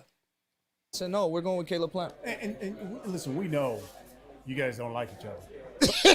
When he say, I stopped it at the right time. He said, we know you guys don't like each other. Boy, look at Caleb Plant. Look how Benavidez looking. Hey, he got his hands. He got his hands crossed, like got his fingers in his hands interlocked with each other, bro. Like, woo, boy. Hey, but his blood was boiling, bro. His blood was boiling. I'm trying to tell you, dog. Give fight fans some. When did it really go from just competitive dislike to like, no, I can't stand this guy? So it was just like a whole bunch of stuff that he would say. I mean, he would talk a lot of crap, but then when I see him in person, he'd be like, not really trying. He's not like that. You know what I mean? And I don't like that. I feel like if you have the balls to talk about somebody online, you should do it to them in person too. See, Caleb Plant, hey, the Mexican monster say, look, if you got the balls to talk about me online, when you see me, you keep that same energy. And he's saying that when Caleb Plant see him, he don't keep that energy when Caleb Plant see him. You get what I'm saying? So, I feel where he coming from. The Mexican monster, man. The Mexican monster. I don't know, man. I don't know, dog. Like, and he's embracing the name. I'm not gonna lie, dog, bro. Listen, I know what I said in the past. I know I called Caleb Plant Money May. Adrian Reyna. I know Money May mixed with a little bit of Sugar Ray. I know I said all of that, right? My man, let me tell you something, man. I was being facetious. Hey, Carter, what's your name? Where you calling from? What's up, Coach? It's the inevitable. D-Block, D-Town, D-City, D-Ville. Baltimore, stand up. D-Block, talk to me, man. Talk to me. Coach, I called you at the right goddamn time. I caught you at the right goddamn time. Here we go. You're going to talk about Ecuador all over again, man. Hey, you're going to bring up that short sticker, man. I mean, I don't know what you're trying to do, man. I know you love your guy. Hey, man. I know you love Benavidez. Hey, man, the Mexican monster, man. The Mexican monster, dog. Yeah, you love. Yeah, I know. I know where you're coming from. I know what you're saying. But believe me when I say this, Coach, because there's only one Caleb Plant. There's only one guy that got that Floyd flash. He got that Whitaker speed, man. He moved like Pernell Whitaker. I mean, this guy got smooth laces up in them gloves, man. You talk about a shine. He gonna make that young boy sign his shoes. I'm gonna tell you that. Boy. Benavidez will go down in 9, Coach. Yep, you heard it here first. From the biggest hater of Benavidez. Yes, I am. And I'm proud of it, Coach. What you think about that prediction? Benavidez down in 9. I don't think nothing about it at all. It ain't no way you can Benavidez going down to 9. Listen, hey, D-Block. Listen, Caleb Plant registered David Benavidez's name, domain name. When you go online and type in davidbenavidez.com, you're going to see a picture. Yeah. You're going to see pictures and information on Caleb Plant. Who? Okay. So here we go, Coach. I like that. I like you pointed this out because I heard about that too, Coach. Yeah. So who does that make look dumb? His team or Caleb Plant looking real smart, getting in this guy's brain? Man, listen, that man in trouble, man. That man in trouble, man. That man in trouble, bro. That man in trouble. I'm saying, the man in trouble, bro. Like, this dude right here, I'm trying to tell you, man, listen, D-Block, I know you hate the Mexican monster, but I'm asking you, damn right. I'm asking you to reconsider this time right here. I'm telling you, man, this dude right here. Okay. Mexican monster. Now, bring it, Coach. Now, the Mexican monster win now. I don't want you to try to jump on the bandwagon. Okay. If the I'm gonna tell everybody right here. Everybody hear me out right now. D-Block's word is right here. The biggest hater for Tank Davis and David Benavidez. I'm gonna let you know something. If back-to-back Benavidez and Tank Davis knock out my people, I'm gonna tell you something. I will gladly get on my knees and I pray and say, Lord, forgive me for I have sinned. I have sinned on Coach Malachi's 12 commandments. And I regret it and I repent. And I promise you, I will start saying, yeah, you were right, Coach. Tank Davis and Benavidez are real threats. D-Block, D-Town, D-City, D-Ville, Hey, shout out to Baltimore, D-Block, stand man. up. Hey, D-Block. Hey, I knew D-Block. I knew D-Block was gonna break up Tank, but D-Block could be in church. I can see D-Block. I can see D-Block in church right now. In church, praying and stuff like this. And like when I used to go. Matter of fact, let me get this super chat out of the way. Shout out to Ride of the Storm. Hey, okay. Dropping that quarter of a bam dub on your boy. Hey, Leroy. Super chat received. Playtime's over, boy. He said, regardless if Plant wins or loses, Benavidez still loses because he would need to pay Plant for the domain name. Pretty petty, motherfucking real. Yeah, I mean, I don't. All jokes aside, Ride of the Storm. I don't think David Benavidez even care about that. He probably don't even care. You know what I mean? He probably don't even care. You know what I mean? I'm just, me, me, I'm just, he probably don't even care about it, but I'm just throwing it out there like, he said, I'm gonna punish this dude, boy. I'm gonna punish this dude, boy. Hey, as a matter of fact, boy, this what you might see. This what you might see. Get out my face. Don't need nothing you got no more. Don't need no hair's been messing up my corner. And you better get that bad look off your face before I knock it off. It's gonna be some Clubber Lane. Remember when Rocky? Remember Rocky? When they was interviewing Clubber Lane. He say, "So Clubber Lane, what's your prediction?" He say, "Prediction, pain, lots of pain." That's what he said. Go back and watch Rocky 3. He said, Clubber Lane. And then after Clubber Lane had beat Rocky, and then the rematch came about, the reporter asked him, he said, Clubber Lane, what's your strategy? He said, strategy? Don't need one. Beat him like I did last time. That's my strategy. True. Hey, my favorite, I am Cam. My favorite Rocky movie, hands down. He say, Clubber Lane, what's your strategy? Strategy? Don't need one. Beat him like I did last time. That's my strategy. All right, well, okay, that's it. You ain't nothing else to say. Beat him like I did last time. That's my strategy. Guess what? That was a good answer too. That was a good answer. That was a damn good answer too. Beat him like I did last time. That was a good answer. Damn good answer. Hey, what did he say? He said, cool boy say, facts. And what did he say? Facts.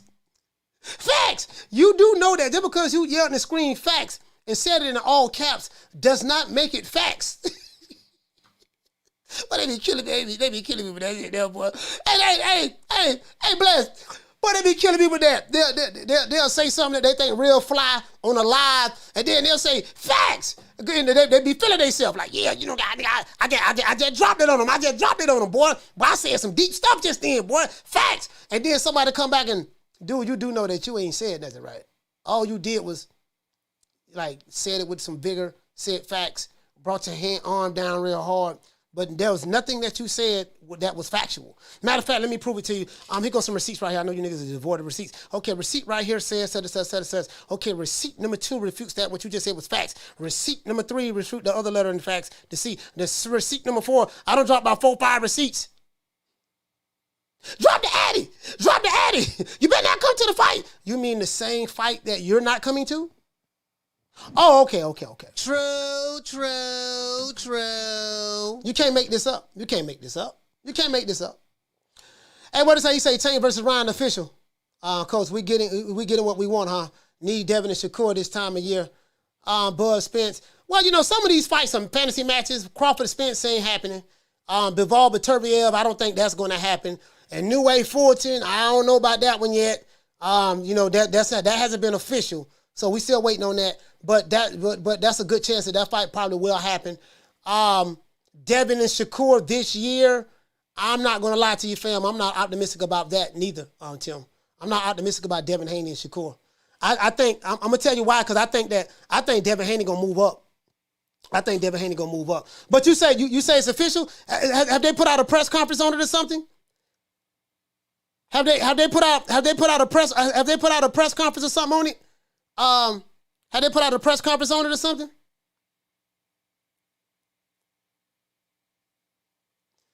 Is it on Twitter? Is it on Twitter, Tim? Hey, folks, text what it say? 60-40, 70-30, 80-20, 90-10. Take whatever we get. Hey, what you say? You say Bivol Beterbiev most likely in June. Eddie Hearn confirmed. Yeah, but see, you can't believe what Eddie Hearn. You can't believe what Eddie Hearn says in this situation. I'm gonna tell you why. Because Eddie Hearn is representing one half of the equation. There's a big obstacle that's in the way. His name is Bob Arum. Until now I will say this. Eddie Hearn and Bob Arum do work together all the time off the ropes. That is true. They do work together all the time. Contrary to popular belief, Eddie Hearn and Bob Arum do a lot of cross promotional fights all the time. They do. Contrary to popular belief. But I'm gonna say this. Bob Arum said that he's not even thinking about making that fight with Beterbiev and Bivol and all of that stuff. That he's been against that fight from day one. He's never said that I want to make this fight for Undisputed. Like, this is Bob, so I hear what Eddie Hearn's saying, but, you can't believe what Eddie Hearn says. Eddie Hearn has a habit of jumping out there, running his mouth about stuff, and then, like, Eddie Hearn, same guy. Now, don't get me wrong. I do think Eddie Hearn has good intentions, but remember Eddie Hearn, Joshua, and Fury fiasco? Eddie Hearn kept getting on the camera, giving updates every week. The paperwork almost finished. The paperwork almost finished. Okay, the paperwork is almost done. Like, he was giving you an update on the update of the update that he gave 2 weeks ago. So he just give you a bunch of updates and stuff like that. And instead of waiting to see if everything is finalized, he'll just go to throwing a whole bunch of stuff out there and nothing be finalized. So I can't. You get what I'm saying? Eddie Hearn said, I don't, I'm like, man, shit. It is what it is. Shout out to Shad. Hey, okay. Dropping that $2 super chat on your boy. You say Clubber Lane took 30% for the Rocky fight.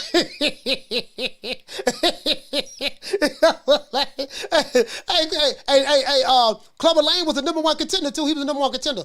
Hey, what did it say, Timothy? You say Tank himself, and this Kim said it's official on the Rise podcast. Okay, cool. If Tank them said it on the Rise podcast, and the Rise podcast is the dedicated Tank Davis YouTube channel, then yeah. If that's what they said, then cool. If that's what they said, then cool. Now, I haven't heard anything from Oscar though. I haven't heard anything from Oscar. I haven't heard anything from Ryan. Let me see. Let's go over here and see what's up. Let's go see what's going on Ryan Garcia. If Tank is tanking, I wonder now if he's in training camp. Let's see what's going on to Ryan Garcia. Now that's June 13th. Okay, Ryan Garcia. I was on his Twitter today. I told you I got to cover Twitter too. I got to cover Twitter as well. Ryan Garcia, because right here he said that he want to fight. He said, so when I'm done with Javante, how about I break this robot? And he's talking about Lomachenko. So he said he want to break Lomachenko, the robot. And then you got people down here. And let me tell you something. I totally agree with Ryan Garcia on this. Because you have people down here saying, he said, so is a lot of people, you act like you have an opinion that matters. You know what I mean? So he's talking about, I guess, this guy down here. And then people are going at him, of course. They say, damn Ray. He say, damn Ray ratio, Ryan is his own tweet. He said, really? Okay. He said, you say robot like that's a bad thing. Loma's a seasoned champ. He said, you ain't there yet. Do better. So I think what it is you had a lot of people down here that was attacking Ryan Garcia, and they were just basically saying, you calling out Lomachenko, you're not ready yet. Stop calling him out. But but Ryan Garcia came with a good rebuttal. This is what he said. He said, boxing fans, as a matter of fact, let me blow it up a little bit. And I totally agree with him. He said boxing fans are funny. They say you won't fight any of the elite fighters. I guess he's trying to say the top fighters. They say you won't fight any of the fighters. And then when you do, they say you aren't ready. Just sit back and watch. True. Yeah. That's what they do. As a matter of fact, boxing fans do say that in today's time. I agree with Ryan Garcia. I agree with Ryan Garcia on that tweet. I'm gonna tell you why, because boxing fans today do say that. You know what I mean? Oh man, he ain't ready. You ain't ready for such and such. You get what I'm saying? It's like, okay, dude, like, okay, when you hear this with certain fighters. Certain fighters that certain fan bases like to protect, they'll say that. They'll say you need to fight somebody, and then if you fight somebody or you calling out the person that's supposed to be somebody, then they'll turn around and say, "Oh man, well, you ain't ready for that fight yet. You know, you ain't ready. You ain't even on that level yet." I said, "Wait a minute. He's trying to fight the guy. He's trying to fight the guy. So you want him to fight the guy. He calls the guy out, pull up, met him at church, met him at the beach, met his baby mama at the grocery store. He doing everything he can to make the fight. And then when he do that, y'all to turn around and say, "Oh man, you ain't ready for that fight. You need to sit down somewhere." True. Hey, what they say? You don't deserve. You say you don't deserve that network's top fighter, even though you 30-0. Yeah, they'll say stuff like you don't deserve to fight. Oh yeah, they say that. They do say that. They do. You know what I'm saying? I would say, Damien, Damon, you say Ryan talking smack, but he knows he got to fight, and Loma is tied up. Yeah, but this what he was saying though, Damon. He was saying after he disposes of Tank, he was saying that, you know, he will fight Lomachenko. Now, I'm gonna tell you why I say that's cap. What you say, Damon? You say I believe him when Ryan's schedule is free, and then let me see his energy, coach. Yeah, Damon, I got you. You're right about that, fam. You're right about that. But I'm gonna tell you why I think that's cap. I'm gonna tell you why it's cap. You want to know why it's cap? He's fighting. Oh yeah, I read that one already. He's fighting Tank at a 136-pound catch weight. Lomachenko is a 135 pounder. I don't think he's going to fight at a catch weight. You know what I mean? So unless Ryan is going to fight Lomachenko at 135 pounds at lightweight, there's no way that fight is going to happen. And Lomachenko has been on record saying that, hey, you know, Ryan Garcia, he's known for boxing on Twitter. Hey, shout out to Jamario. Hey, okay. For dropping that $2 super chat on your boy. He said, I just emailed you a video, coach. Check it out. Okay, I check it out. You get what I'm saying? Nobody, hold on. Nobody, hold on. What is this? Hold on, what is this? Hold on. What is this? Hey, hold on. Hey, Jamario, this is what you just sent me a video? What this is? No, what happened, man? Oh man, what happened? Hey, shout out to DSP Jr. Hey, okay. Dropping that quarter of a bam dub on your boy. Hey, Leroy. Super chat received. Playtime's over, boy. Hey, well, y'all, when y'all see me covering like certain topics and showing certain videos, listen, a lot of the subscribers, I think I would like to believe I have some of the best subscribers in the world. You know what I mean? Because they be sending me all types of stuff. Because a lot of this information they send me, I don't subscribe to these guys. I don't watch them, and I don't want to get recommendations from their channel. So I have that turned off as well. So I really don't know what's going on. But hey, shout out, hey Jamario, hey, hold on. I don't want to let people know that you sent me the video because I don't want you to get attacked. I'm jealous. I want all the attacks for me. Shout out to DSP Jr. Hey, okay. For dropping that quarter of a bam dub on your boy. Hey, Leroy. Super chat received. Playtime's over, boy. He said the thing is, Ryan just like Tank, call out names, but that's as far as it goes.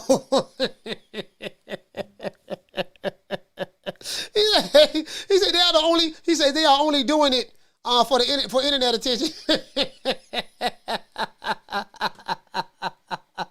Hey man, hey, you know what, man, we're gonna give these young men the benefit of the doubt though. We're gonna give them the benefit of the doubt. Hey, I got a video to show y'all, man. Now I haven't seen it yet. I haven't seen the video. So let me do this because I want you guys to get my real-time reaction. I want you to get my real-time reaction on this video. So this is in real time. Jamario, you sent me a tweet. You sent a super chat with your name on it. So now the people gonna see, people are going to see that you're the one that sent it, and then they're gonna be attacking you. They're gonna be attacking you. I don't want you to get attacked. I don't want any of my subscribers to get attacked. Just send them on over here to me. I like the attacks. It's fun. It's funny. I like to have fun with this stuff. Hold on. Let me see.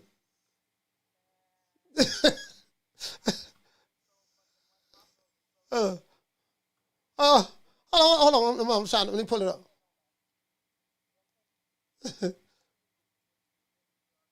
Well.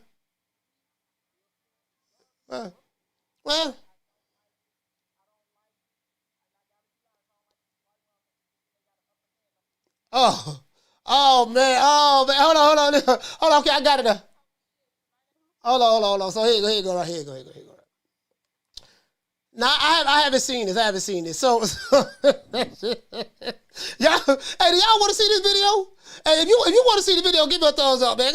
Hey, shout out to Go. Just for dropping that quarter of a bam dub on your boy. Hey, Leroy. Super chat received. Playtime's over, boy. Shout out to Jamie. He said, Coach, Ryan talk too much shit. Okay. But I left with deadly. Golden, what to say, fam? Shout out to Jamie Rivera. He say, Coach. He say, thank you. He say, thank you for the live content every day. He said, your channel is great. I appreciate how you are. He say, salute. How real you are. Yeah, salute from LA. LA, yay. Yeah, I'll be out there in LA too, man. I'll be out there in LA with Freeway, Ricky Ross, Melvin Farmer, Ayatollah Marv, Big U.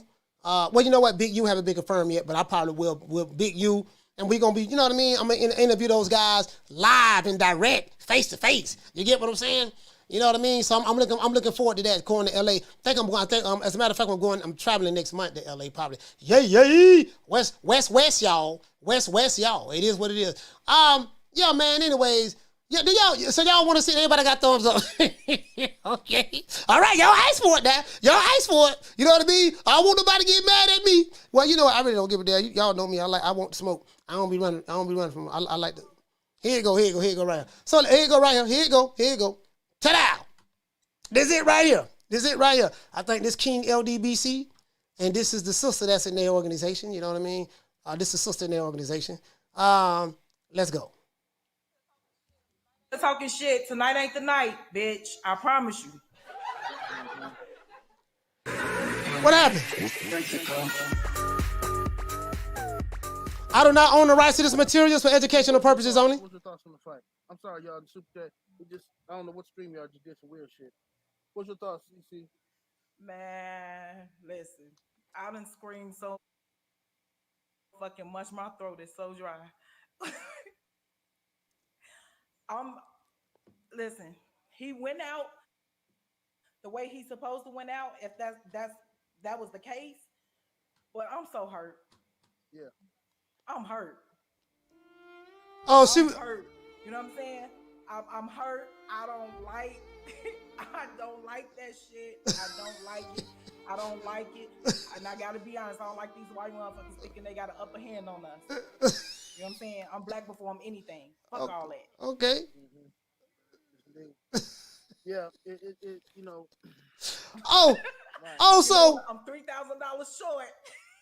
Yeah, me too.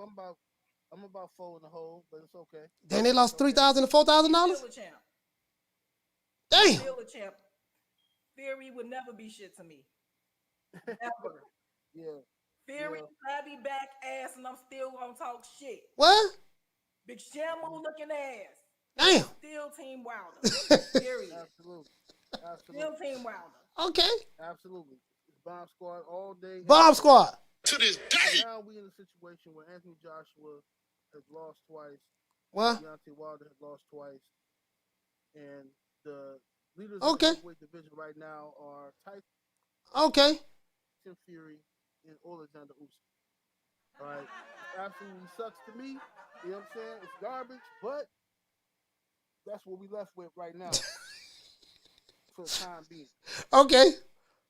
I don't like it. And I gotta be honest, I don't like these white motherfuckers thinking they got an upper hand on us. Oh man. So she took it kind of hard. I didn't know that. So she took it kind of hard that, you know, two white dudes who are controlling the heavyweight division. Hey. True. Damn. Yeah, you know, hey, Tim, this is my first time seeing that video. This is my first time. I never seen it before until DeMario sent it to me. I never seen it before. When this video came out? Oh, it came out a year ago. Okay. I mean, you know, she lost $3,000. 7-8 say he lost $4,000. So you know. I mean, it is what it is, man. The white dude, hey, what y'all call them? Hold on. Of course I'm being facetious. What y'all call them? Eurobonds? Yeah, them Eurobonds running the heavyweight division right now. True. Yeah, them Eurobonds whipping. Yeah, that's the reality. Hey, that's the reality of the situation. That's the reality of the situation. The Eurobonds, they went down to the land of Zamunda. They went down. They went to Wakanda. They went to Wakanda. Beat the Wakandites. Took all the vibranium and left. True. This is the problem with that is this here. You can't do skin color politics in boxing. You guys get what I'm saying? And this is what I preach all the time over here. You got some bad boys throughout the history of boxing. You know what I mean? That was that come from many different ethnicities and races and backgrounds and stuff like that. That's why you can't do that. What happens is when you ignore all the other mitigating circumstances and factors, when you ignore all of that, and then you get what I'm saying? I mean, it is what it is, man. It is what it is. It's a lot of people was hurt. A lot of people was hurt about that when Wilder lost, though. A lot of people was hurt, bro. Like, it was dudes crying, dog. Like, I mean, I ain't seen nobody crying personally myself, but I saw people crying online. Caller, what's your name? Where you calling from? Corey, representing Texas. What up? Corey from Texas. Talk to me. So I saw you talking about Benavidez plant today. Yeah, Number man, the one, Mexican monster. Who do you have winning that fight? Does Caleb Plant have any chance to win that fight? Secondly, I've heard this crap forever. Do you really think Canelo is scared of Benavidez, or do you think he's trying to line it up for a big Cinco de Mayo card sooner or later? I'm going to be honest with you, man. I have no way of answering that question about the second half of that, about lining up the Cinco de Mayo. But as it relates to the first part of the first question, yes, Caleb Plant definitely has a chance to beat David Benavidez.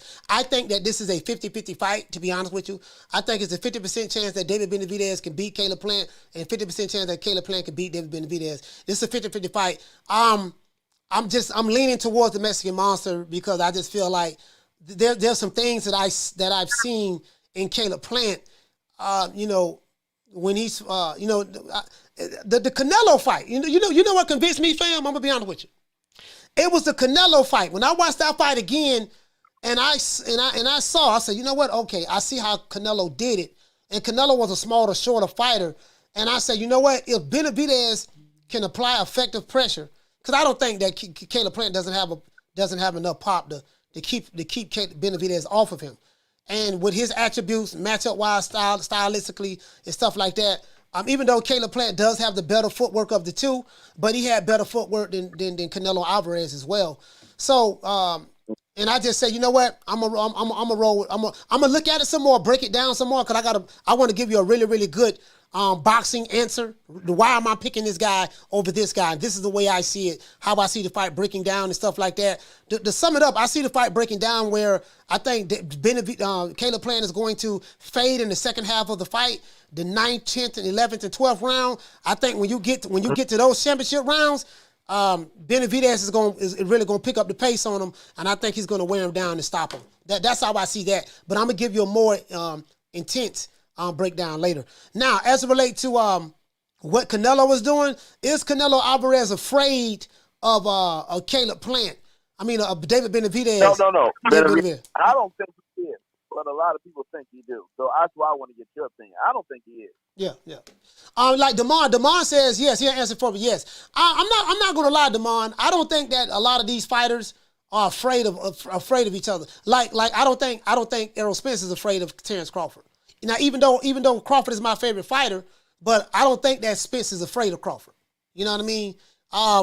I just I am of the opinion, fam, that I think that when these guys are on a certain level, I don't think that they are afraid. Now, I will say this now, Damon. Certain fighters are cautious. They may avoid certain fighters, other fighters until later on down the line. These fighters, you see a lot of that going on right now today. These fighters today, some of them are hide behind their promotional companies or their advisors and yada, yada, yada, yada. Now that does go on, but that do go on, but I don't want to sit back and say that, two guys that are elite fighters, they're afraid of each other. One guy's afraid of another one. Now, it might be somebody on their team that might be afraid. Maybe the trainer, I don't like that. I don't like that matchup, dog. Dog, I don't like that matchup, man. My nigga, you flat-footed. You flat-footed, and your style and his style, this dude know how to make, the adjustments that this guy know how to make, it's a bad style matchup for him. And then we got to remember, too, these promotional companies and advisors, they have people, what they call matchmakers. And the matchmaker might be telling this guy, man, this ain't no good match. This ain't no good fight for our guy. He's our guy. This ain't no good fight for him. You get what I'm saying? So I would probably defer more to that. But Damon, I get what you're saying, fam. I know you feel that Canelo was afraid. I got you. But this is the thing, though. He chose to fight Dimitri Bivol. You get what I'm saying? Right. You get what I'm saying, Damon? They chose to fight Dimitri Bivol. And for the life of me, I don't know why. There was people online saying that Canelo gonna knock Bivol out. He gonna stop him. He gonna do this and that. And you had guys. I'm not saying that was you, Damon, but you had guys who hated Canelo, and they ain't nothing wrong with hating Canelo. I ain't a part of the Canelo defense team, but there was guys that were saying that Canelo picked the Euro bomb. Even though Dimitri Bivol's not from Europe, they say he picked the Euro bomb, man. He ain't fighting nobody. He taking the easy route. And then as soon as Dimitri Bivol beat Canelo, those same guys turned around and they became Dimitri Bivol fans. You get what I'm saying? But before the fight, they said Canelo cherry picked him and the guy was an easy win. You know what I mean? And then when Bivol beat Canelo, they totally switched and went on the other side. You get what I'm saying, Damon? Hey, but Corey, salute to you, fam. Did I answer your question? Peace, yeah. Yeah, salute to you, fam. Salute. Yeah. Yes, sir. Yeah, peace, bro. Yes, sir. But y'all get what I'm saying? Y'all get what I'm saying? Listen, hey, Bless, I know why they were saying that, though. I know why they were saying that. Do you know, the guys who was criticizing the fight, you know why they were saying that? Because those guys don't watch the other weight divisions. Those guys don't watch the other weight divisions. You get what I'm saying? You got to understand, so a piece of my sister Bless. Hey, we got to get the lights up, man. Hold on. We need 70 more likes. That's what it was. That's what it was. See, those guys only watch. I'm gonna tell you how I know what I'm talking about, Bless. I'm gonna tell you how I know what I'm talking about. Everybody who was saying that Dimitri Bivol was a cherry pick and Canelo took the easy route and he was afraid he took the easy route, right? They only watch the welterweight division. And the channels who said that, they only talk about 4 fighters. They're going to talk about Crawford because they hate Crawford. They barely talk about Errol Spence, but they'll talk about Spence. They don't even talk about him, but they'll talk about Spence. They're going to talk about Ryan Tank Davis. They're going to talk about Deontay Wilder. And the people who criticize that pick, if I was to do a survey, they all came from the same boxing communities. They came from Boxing Shigo. They came from Fag Non. They came from all of the members of the LDBC. They came from all of those guys. If I was to do a survey, Bless, I'm pretty sure that's what I will come up with. And one thing I do know about that group don't know anything about boxing.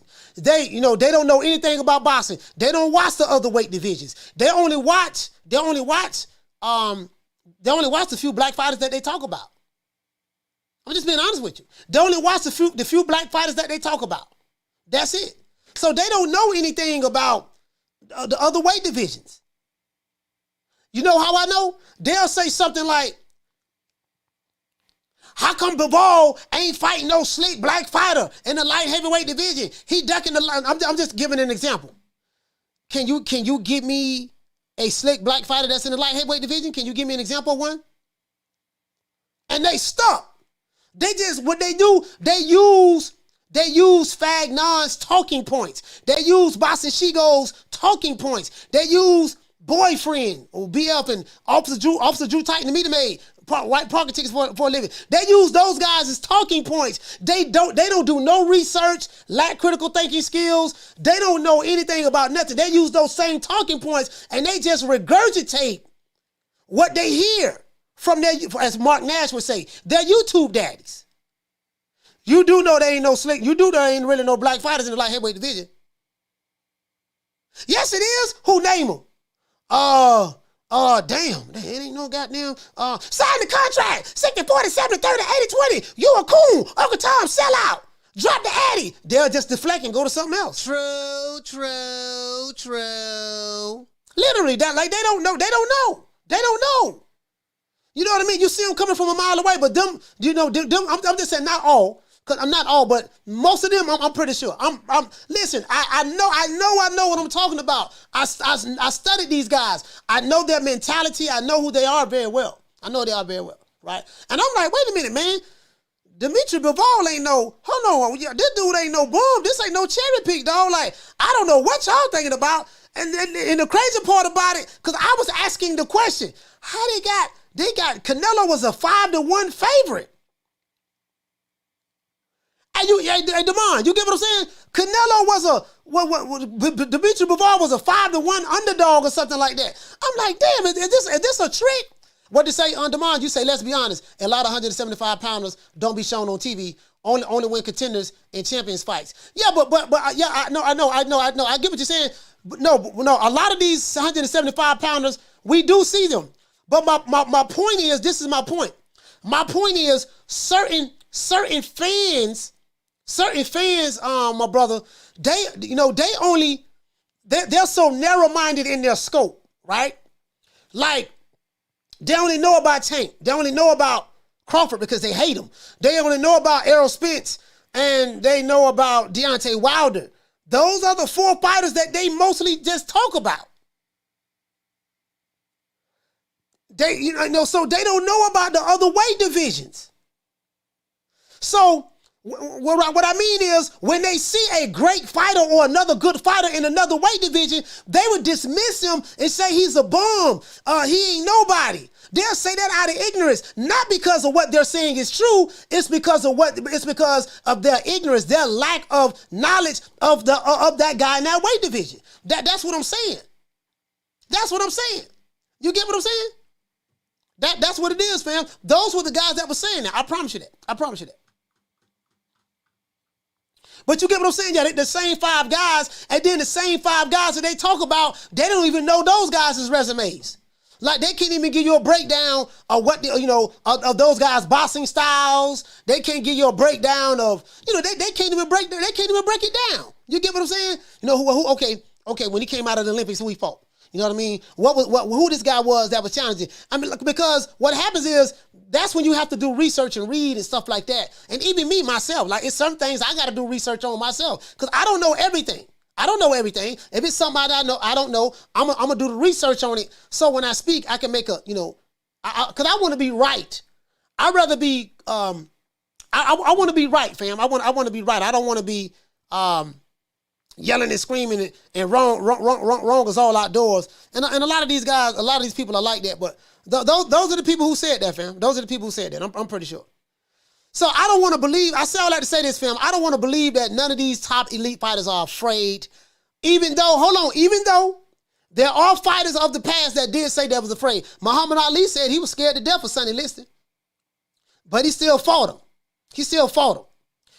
So there are cases where fighters are afraid of other fighters. They, I don't want to sound like I'm contradicting myself, but I want to show you the difference.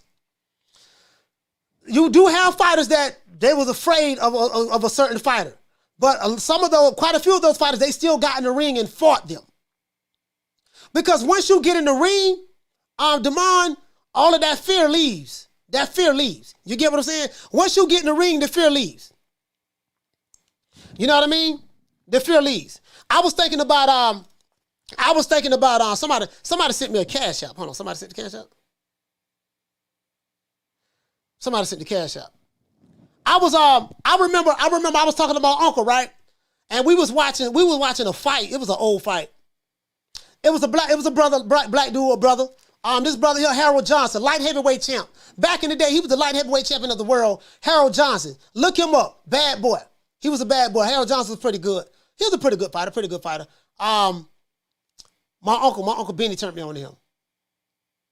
And then, of course, I go to looking at a lot of other fights and stuff like that. My memory be going bad sometimes. I just forget stuff on the spot. A lot of these older fights, you know what I mean? And some of the stuff you gotta, but I don't believe Canelo is afraid of Benavidez. But is he in a hurry to fight him? No.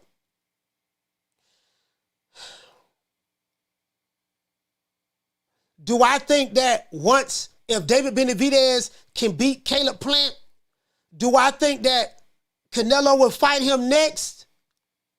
If Canelo were to, let's say next year, if Canelo were to win these fights this year or lose these fights he's going to have this year, and 2024 were to roll around, do I think that Canelo will fight him next year? Can I be honest with you, DeBarn? I really don't know. And I'm not trying to sound politically correct. I'm leaning more towards no, he won't fight him. If I want to be honest, I'm leaning more towards I don't think Canelo wants to fight that kid. Why? I have no idea. Is it Eddie Reynoso? I don't know. Is it Eddie Reynoso? I don't know. But I don't think he's afraid. But I don't know what it is, man. I don't know what it is. Maybe it's just something about him. Maybe just something about him. And then I do know what Canelo fans are going to say when David Benavidez don't bring nothing to the table. I get all of that. But listen, David Benavidez, if he were to win, he is the WBC interim champion, and he earned the shot at the title just like everyone else who is Canelo's mandatory earned the shot at the title. I am a firm believer. I don't care who the fighter is, whether it's Errol Spence, whether it's Terrence Crawford, whether it's Tank Davis, whether it's Vasily Lomachenko, Devin Haney, Inoue, Cool Boy Stealth, whether it's Chocolatito, Baron Rodriguez, whether it's Mukabu, whether it's Tyson Fury, Alexander Usyk. The duty of a champion is to defend his title against all your mandatories.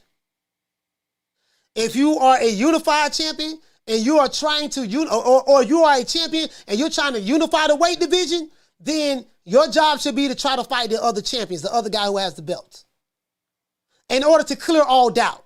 If you can't get those guys, you have to fight your mandos. Regardless of whether the fans like it or not, you have to defend your title against your mandatories. That's the way I see it. That's the way I see it. You get what I'm saying?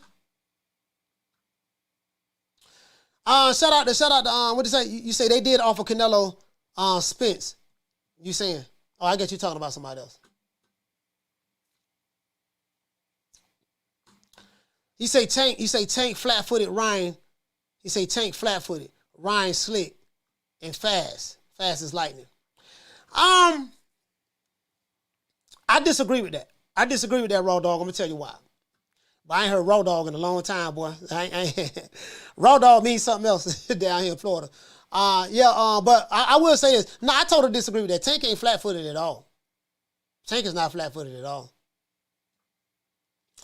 And Ryan Garcia, he is fast, but they gotta sit here. Ryan Garcia is fast, but you're assuming that Tank is gonna be there for him to be hit with that fast stuff. You know what I mean? There's a lot of things that factor into going to a fight: footwork, timing, feints, slipping and countering. You get what I'm saying? You know what I mean? Like I want to sit down. Hey, Raw Dog, we got to do? This is what we got to do, fam. We're going to sit down and break down this fight. Once this fight has been officially announced, what we're going to do, we're going to break this down and look at the pros and the cons of both fighters. That's what we're going to do. What did he say, Ray? He said, nah, I disagree. Ryan has fast hands. That's about it. Yeah. That's what we're going to do, fam. That's what we're going to do. That's what we're going to do. That's what we're going to do. You know what I mean? Hey, what to say? Shout out to Damien. You say Ryan ain't see that right hand from the gods from Luke Campbell. Yeah. He left his chin up there in the air. He left his chin up there in there. He left his chin in the air. We got to break that down. We're gonna break that down and see. We're gonna break that down, guys, and see exactly how that gonna pan out. You get what I'm saying? That's what we're gonna do. When it's officially when the fight has been official, when the fight has been officially made, I don't wanna. You get what I'm saying? When the fight has been officially made, I don't wanna jump the gun on it. You know what I mean? Even though I do know that my brother did say that they said it on the Rise podcast. You know what I mean? So they said it on the Rise podcast, but it is what it is. I sit back, man. I sit back and I look at a lot of like, do you guys remember what was the bantamweight champion? This guy, he fought in the 60s. I need some old school cats over here, man. What blood at? The dude fought in the 60s. Ruben Olivares. Yeah, Ruben Olivares. Yeah, I think he was in the bantamweight. I think he fought like 30-some years. I think he retired in 88, something like that. You know what I mean? Ezra Charles. I know y'all remember Ezra Charles. Ezra Charles in 1940s. He fought almost 20 years, something like that. Ezra Charles. Shout out to Jamie. What did he say? Yeah. Ezra Charles. I'm sitting back looking at, you know what I mean? Of course, Jamie, of course, what's my main man name? Jake LaMotto. You get what I'm saying? They had some bad boys, man.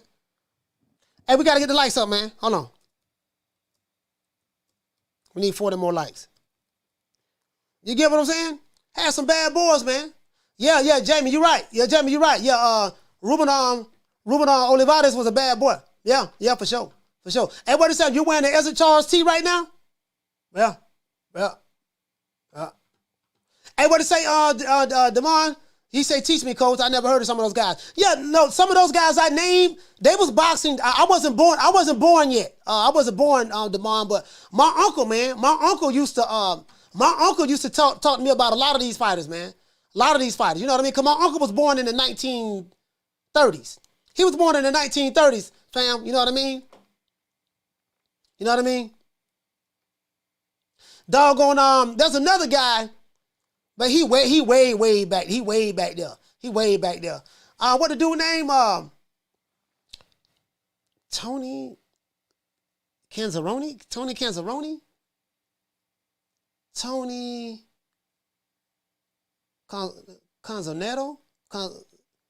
Canzaneri? Yeah, Tony Canzaneri.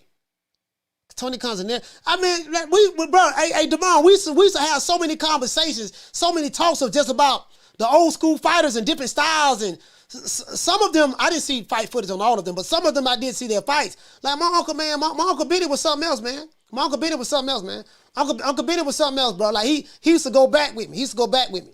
I gotta sit back. I'm gonna tell you who I love to talk boxing to. Bernie the Boxer. Let me tell you something. Ain't nobody on YouTube. You're gonna have to be a hell of a dude. You got to be a hell of a dude to have a good boxing conversation with that guy. He can go back. He can go back, and tell you which fighter, what that particular fighter was good at from a stylistic standpoint. Tell you certain matches he had, like certain matches they had, how the fight broke down. Like this dude here got a lot of just old school videos and stuff just on old school fighters. Like he's a student. He really is a student of the game. And I'm not just hyping him up, just capping, but I'm dead serious, bro. I'm dead serious. He said, Coach, when you gonna break down Ortiz and Stanionis? Stanionis is an inside fighter. He likes to trap counter in the inside. Stanionis, in my opinion, his style is tailor-made for Virgil Ortiz. But I will say this. Stanionis can potentially, if he can get on that inside of Virgil Ortiz, he's going to have to do something that I like to call choke and smother. Hey, you know what choke and smother is? When you get on the inside and you just smother your opponent. Stanionis is he's 5'9", so he likes to get on the inside and he likes to bang. Stanionis is a banger. And I just think stylistically, his banging type of style is all wrong for him fighting Virgil Ortiz. Now, if he was fighting Errol Spence, that banging style would be perfect. Would be good if he was fighting Errol Spence. If he was fighting Errol Spence, that banging style would be really, really good because Spence likes to bang as well. But I think him fighting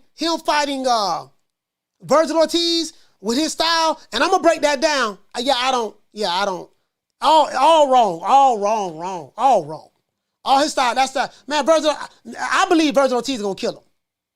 I think Virgil Ortiz is gonna kill him. Myself. And I'm not trying to be funny. I'm dead serious. True. I think Bird's gonna stop that boy. I think he's gonna stop him. They ain't gonna stop him. You know what I mean? So I'm just, just his style. Unless just his style of fighting is and I like Stanhouse. Stanhouse, he's a good fighter, but I just think stylistically, I think he in trouble. I think he in trouble. Stylistically, I think he in trouble. Myself. You get what I'm saying? But I like the fact, I think they did him wrong though. I think they did him wrong. You know what I mean? I think they did him wrong. You get what I'm saying? Because he did himself wrong by taking a step aside. He should have fought Ugas, beat Ugas, and became the WBA super champion. Now that he didn't do that, now you have he's never going to get a shot at Errol Spence. And there's a good chance he definitely won't get a shot at him because Virgil Ortiz probably going to put them hands on him. You know what I mean? But me and my uncle, we used to talk about welterweight. Since we talk about the welterweight division, there's a welterweight he fought in the 30s. What was his name? Gotta write some of this down. Mickey Walker. I think he fought like in the 20s and 30s. Mickey Walker. Me and Bernie was talking about him. Yeah, Mickey Walker.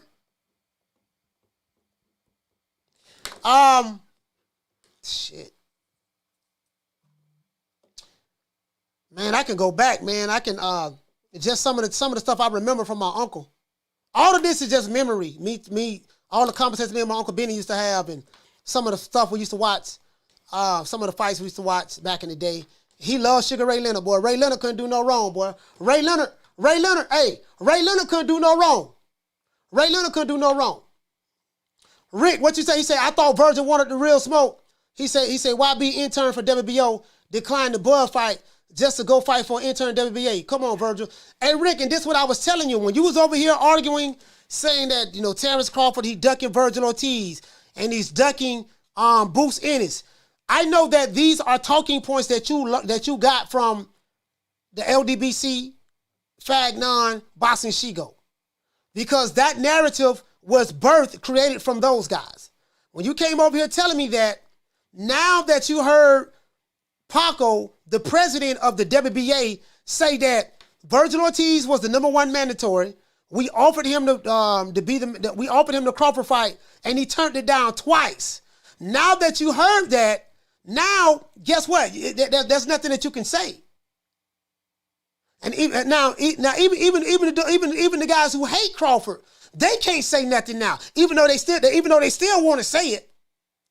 Oh, well, he ducking Virgil Ortiz. Well, I even heard some people saying Paco, the president of the WBO, David said that he's lying. True.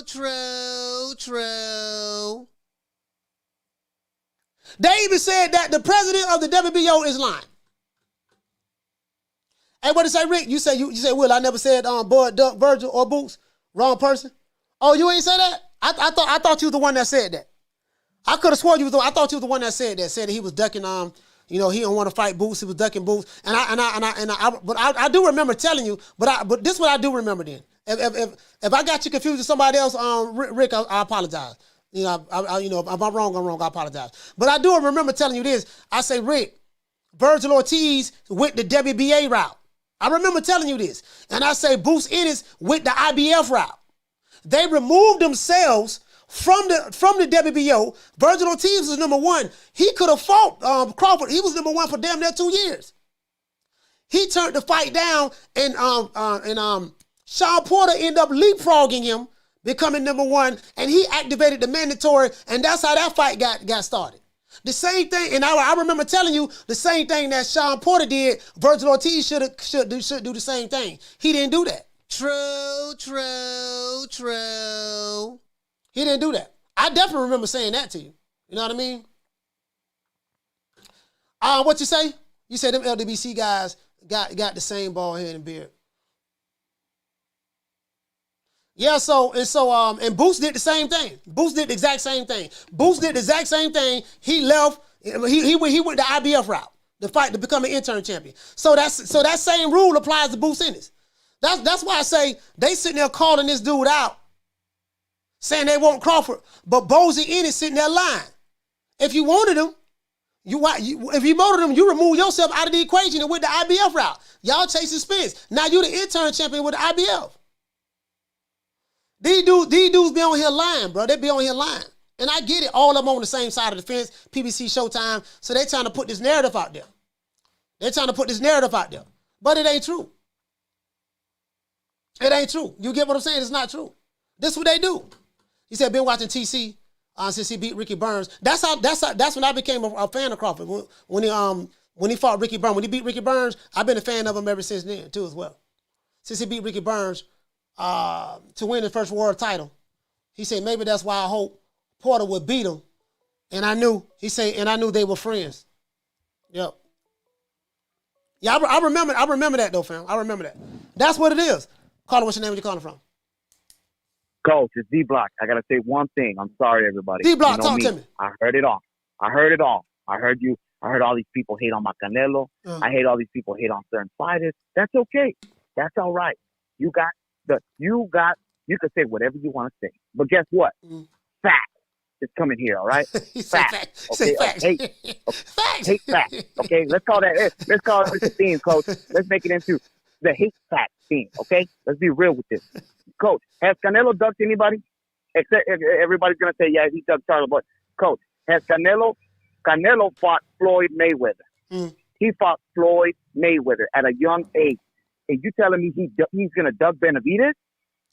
Man, listen. Did he duck Floyd, Coach? No, he didn't duck Floyd. He didn't duck Floyd at all. And who was Floyd, Coach? Who was Floyd? Floyd is at that time. Well, Floyd was undefeated. TBE. Okay. Nah. Okay. Now you know I don't know. Now you know I don't agree with that TBE shit. That's just some shit he's saying. I told him. That's bullcrap. But yeah. Mike Tyson's gonna knock him out anyway. So, but it's all good because he was talking about Muhammad Ali. So whatever. But so he didn't duck Floyd Mayweather, right? A black fighter, an American fighter, an undefeated fighter. Yeah. And what happened? He got beat, right? Yeah. He learned his lesson. He adjusted, right? That's what makes him good and great. From that fight, you could see other guys like fold. Let's say Caleb Plant loses to Benavidez, right? And he folds, right? That was his fight where he folded with Canelo, and now he couldn't be the same. We've seen plenty of fighters, Coach, that they fold like Vargas, just a lot of fighters that we've seen where their first O and they're never the same again. Santa Cruz also, he got his O by Frampton, and he was never really the same guy anymore. I don't care what they say. And that's the same way I say. D-Block now. There's a rebuttal here now. There's a rebuttal. DeMar came with a good rebuttal. A lot of people saying that Canelo ducked Jamal Charlo. A lot of people saying that Canelo ducked Andrade. I don't agree with the Beterbiev. I don't know about that one, but Andrade, Charlo, and Benavidez. Yeah. What say you about that? What say you about that? I say this, and I like I said, I'm the hate with facts. Okay, when Canelo didn't fight Charlo at 154, what did he do? He chased greatness. He went to 160. Yes, he didn't fight him. Okay, I understand that. Tim, I know you here. I see you, but it's okay. Charlo, why didn't Charlo? And I'm just trying to, because if you're going to flip the coin on my guy, I'm going to flip the coin back at you, because that's how it is. It's 50-50, man. It is what it is. Why didn't Charlo fight Lara? Why didn't Charlo fight Lara? You know, I don't know. That's a damn good question. Because, you know, There you go. and see, this is the thing. No, this is the thing. The argument can be made for against Canelo and for Canelo and for Charlo and against Charlo. You get what I'm saying? Because I'm like me, I ask these same questions.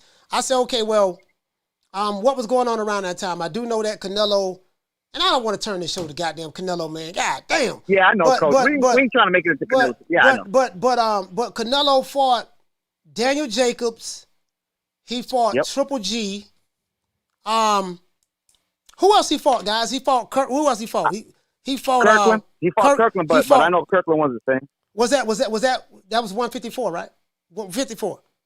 54, no, 160. I think that was at, I think that was it was at 154, Coach. All right, he fought Kirkland.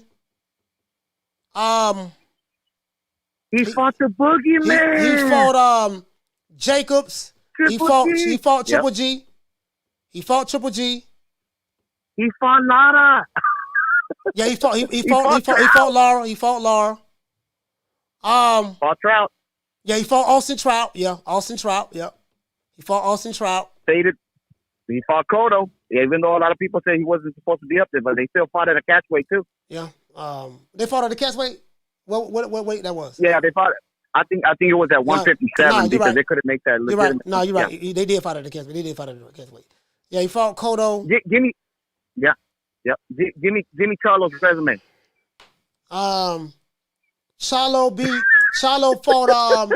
He beat Cornelius Bundrich to become to become the junior middleweight champion of the world. K9. K9 was. I'm not gonna lie. K9 was pretty old. He was like 42, 43 at the time, and he was 5'6". But he beat him. He beat him. He fought Austin Trout. I think Charlo fought Trout, and then Charlo he knocked out J-Rock. And when J-Rock wasn't even a champion, so forth. Yeah, J-Rock wasn't a champion at that time. He knocked out J-Rock, and then he moved up. He moved up to the middleweight division, and I think he fought Highland. He fought. We don't even know, Coach. Yeah, he fought Highland. Centennial. Yeah, Centennial. Hugo Centennial Jr.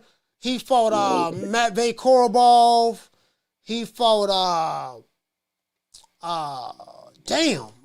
Brandon Adams. Coach. He fought Coach, remember go ahead, Coach. My bad. Yeah, he fought Brandon Adams. I got to go back and look. But he hasn't really done nothing in the middleweight division. And then Demetrius Andrade, he ain't done nothing at all in the middleweight division. So, and you know what frustrated me with that was I'm like, okay, I definitely wanted to see Andrade, Daniel Jacobs, and Jamal Charlo. I said y'all got to mix it up, fight each other, man. You get what I'm saying? Missed opportunity. Yeah. And I want to say this before I leave because I'm gonna let y'all know something. Before y'all wake up the Dragon, which is Canelo, before y'all wake up his resume because he has a legit resume. Do you know that Adams was an actual? He came out of I think it was a YouTube or was it a Fox show where he won a tournament, and that's how he got to fight Charlo. Can you believe that? It wasn't even a legitimate WBC or any rankings. He fought Adams, which just won a made up title at some show that they had a tournament of boxing. I don't know if you could ever look back that up later on another day, but that's all I gotta say. It don't make no sense, Coach. D Block, D Town, D City, D-Ville, Baltimore. All right, salute. Now, my thing is this. Will Canelo fight David Benavidez if David Benavidez were to win against Caleb Plant? David Benavidez's father doesn't believe so. David Benavidez's father feels that Canelo will drop that belt. That's what he's saying. Jose Benavidez Sr. is saying that Canelo will drop the belt. But you know, that we'll see. We'll see how that works out. Caller, what's your name? Where you calling from? Caller, what's your name? Where you calling from? Rick. Hold on. Call from. Hold on, I'm trying to. Damn. Shit. Call back. I'm trying to answer the damn phone. I couldn't hear anything, so I thought maybe it was me. Caller, what's your name? Where you calling from? Hey, it's the impregnable, the Old Town, Duval. Dade County, Central Florida, stand up. Major Key, talk I to love me, our brother. I love our brother, you know what I'm saying, from Baltimore.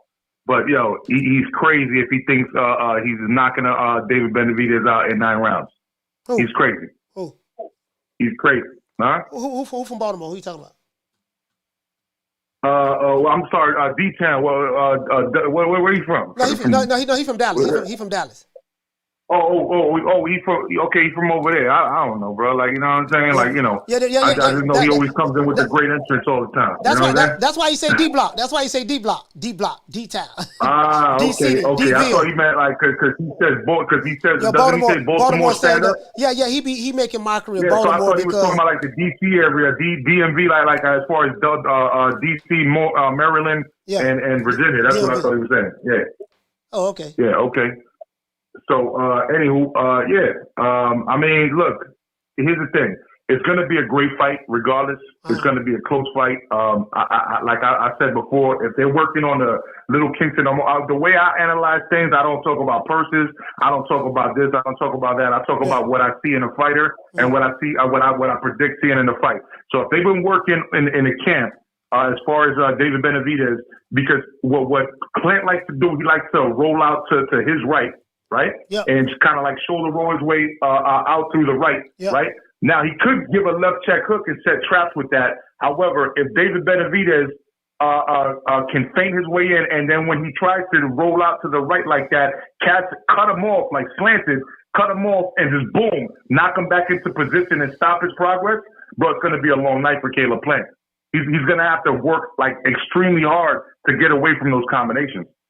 You know what I'm saying? It's going to be a very, very long night. You know, so I don't know that, and I'm analyzing that from a boxing perspective, not from, hey, he reminds me of the great Purnell. You know what I'm saying? Oh, yeah. Or this guy or that guy. You know what I'm saying? I'm just saying it from what I see right now. You know? Yeah, I know he was just joking. I'm like, man, Caleb Plant don't have a style nowhere near nothing like Pernell Whitaker. So. Yeah, for real. And here's the thing.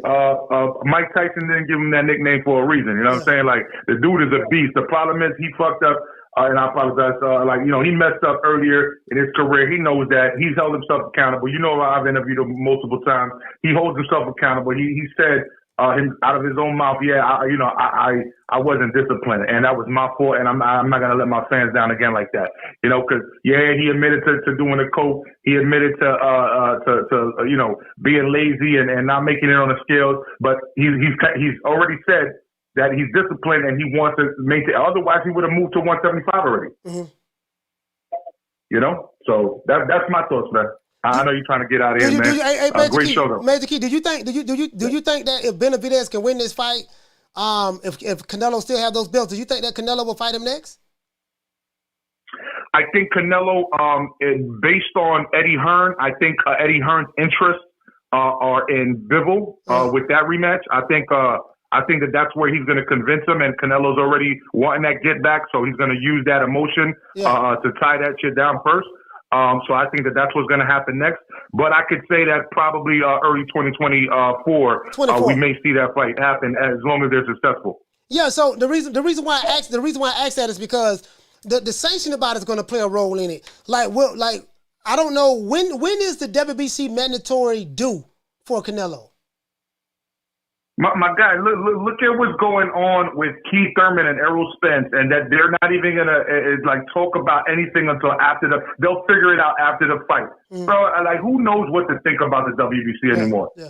You know, the most prestigious sanctioning body ever, right? The green belt is held so high by so many ex-champions, and look at what we got into where they can't even figure it out until after the fight. Come on, you know what I'm saying? I don't even know what to say when it comes to that situation. It's a sad thing that I don't even know what to say myself. But it's just realistic. I don't have an answer for that. All right. Hey, Major Key, thank you for calling, brother. Thank you for calling. You hit the nail right on the head, right? All right, bro. All right, salute. Hey, Major Key, right though. Major Key, right.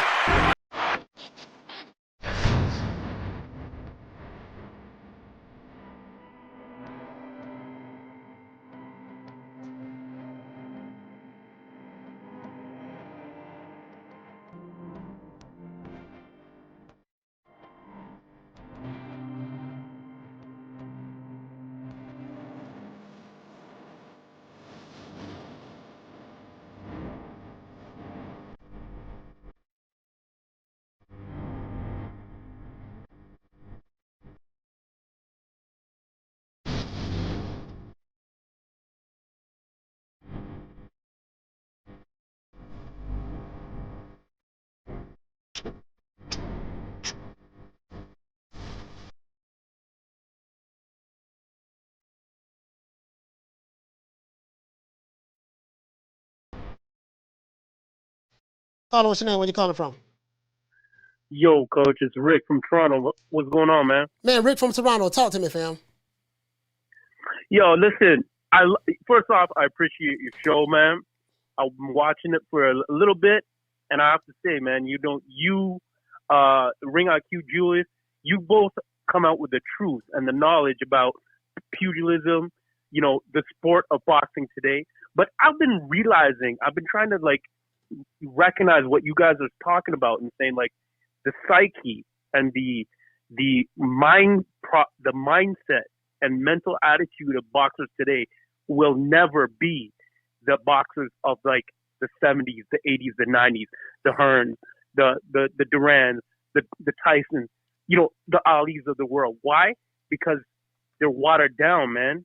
They're pussies now. They ain't gonna call out anyone. You know what I'm saying? No one's about calling out anyone. It's I love that snippet that you got when Mike was putting Charlo on the spot, being calling them names out. They ain't calling the names out, man. They're watered down, bro. Yeah. They're just all about oh no, how many dollars can I get in the bag? It's but you're not willing to step up. Back then, they'll take their shirt off in the street, man, and say let's put it down. We don't talk bag of peanuts, bro. Come on, let's step up, right? But now it's all promoters, this, that. Everyone wants to be a Floyd, but it's why? Because what have you done to legitimize yourself in a position where you can be I'm a true pugilist. I don't care about the dollars. I don't care about the ducats. It's about my name and my name behind what goes behind my. It's all watered down. They're pussies now, Coach. They're pussies. It's a different era now. It's a different era now, and this is I say this all the time on my show. Anybody who's been watching me for a while, you guys know I say this. Don't come over here and compare your fighter to an old school fighter. Don't do that, because when you tell me that your fighter is like Tyson, or he's like Hearns, Hagler, Ezzard Charles, Archie Moore, I am going to look at your fighter through the lens of old school Tyson, Hagler, Archie Moore, Ezzard Charles, and if I don't, Carlos Monzon, what's my main man name from Mexico, my favorite Mexican fighter, Salvador Sanchez. If your fighter is not moving the way those fighters are moving, guess what? Don't compare your fighter to them. Those were 15-round fighters. That's one. They was 15-round fighters. They didn't fight once a year. They'll fight a dude in January and be back in the ring in March fighting somebody else. Now, of course, you may say, man, that wasn't healthy for them, yada, yada, yada, blah, de squaze. But what I don't like is you guys want, a lot of these fans today, these fighters today, you want to get the praise. You want to get the recognition of an old school throwback fighter without putting in the work of an old school throwback fighter. But you're telling these social media boxing fans that you are Hagler, you are Ray Leonard, you are Hearns. No, you're not. You don't have the heart of a Hagler, heart of a Hearns, heart of a Ray Leonard, heart of a Roberto Duran. You ain't got the heart of none of these dudes. You around here talking about size of the street. You kissing boys. You getting in car accidents. You eat chocolate covered strawberries. You saying call Al. You saying all of the things that are total opposite of what those old school fighters said and done that you're comparing yourself to. True. So this is what I mean by that. And when I bring that up, I got to be every name in the book. I love it. Yeah. That's true, man. And you know what? The fact that as long as we keep on telling them, it's the fans aren't going to be changing their minds because they're deluded, man. They're not. They're I don't know why they've become these fanboys and whatever. On what legitimacy, man? Show exactly as you say, as Julie said. Show us the evidence, man. Show us the evidence. These guys ain't showing no evidence. Yeah. They ain't stepping up. They ain't saying, okay, you know what, man? Forget about the money, man. It's about my name. You want things? Let's get it in. Let's get it in, right? But then it's kind of when the push comes to shove, they turn out to be pussies. They don't want to call out their name. They don't want to be okay, yeah, we're gonna step in the ring. We're gonna show up who's the real talent, who's the real pugilist. purebred. Nah, man, that era's gone, bro. Yes, it and did, you know man. what? We as the fans, we're hurting. We hurting because we ain't seen shit, man. We ain't seen, it's just, oh man. Yeah, no, I got something. Hey, listen, hey, Rick from Toronto, man. Thank you, man. I got something I got to go to. Hey, thank you for calling the show, man. Salute to Rick from Toronto, man. Toronto, stand up, man. Salute, fam. T-Town in the building. I got something I want to show y'all. Check this out. I got something I want to show y'all. Now, this is where we at right now. Hold on, I'm finna show y'all something. We on Twitter now. This Ryan Garcia. We on Twitter. Okay. All right. This Ryan Garcia. Hold on, let me go back up. I'm gonna pull, as a matter of fact, I'm gonna pull it up right now. Let me go back up. I'm gonna pull it up right now. Okay, cool. Don't worry about it. I have it right here. I want to show y'all something. This is where we at today. I'm finna show y'all right now. I got you. I get them, show. I get them. Oh boy, now you know I was pissed off when I saw this. Let me pull up what am I pulling up? I read a tweet from Ryan Garcia. Now Ryan Garcia is saying the same thing that Calvin Ford said, Tank Davis have said, all of these other guys, and Floyd Mayweather is the one who started this. Floyd Mayweather and Leonard Ellaby. I'm mad at Floyd Mayweather. The reason why I'm mad at Floyd Mayweather, because Floyd Mayweather is lying to you guys. Floyd is lying to you guys. Floyd, the promoter, is doing something totally different than he did when he was a fighter. And the reason why I like to talk about Floyd sometimes is because some of these guys who are fans of Floyd Mayweather, who think that this Floyd did this and Floyd did this, they don't know nothing about Floyd. And I can tell, they're talking about, they got up on Floyd when he fought Conor McGregor or Manny Pacquiao, and they caught up on the persona. They got caught up on the as a matter of fact, let me blow this up.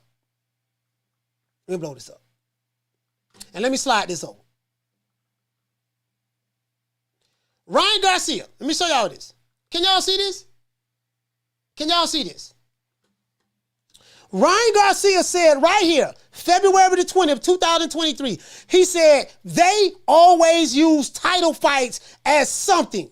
Title stopped meaning something a long time ago.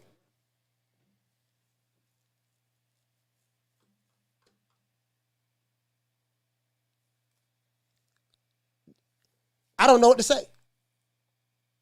Check this out, DeMar. Now, Floyd is my guy. I rock with Floyd. But I'm not a love Floyd and agree with Floyd, everything what Floyd says to a default. I know better, DeMar. You know how I know better? Because I remember when Floyd came out the Olympics. Guess what? Titles meant something to Floyd Mayweather.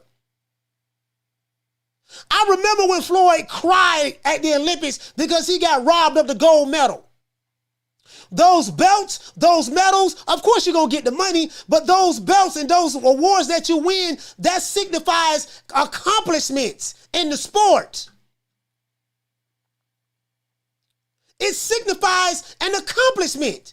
It's just like you're working on the job, you're getting paid, but then let's say you're doing exceptional work and you become Employee of the Year, you get an award or something of that sort. Listen, you had fighters like Sugar Ray Robinson, Ezra Charles, Archie Moore, Carlos Monzon, Jack Dempsey, just a plethora of fighters. They made money.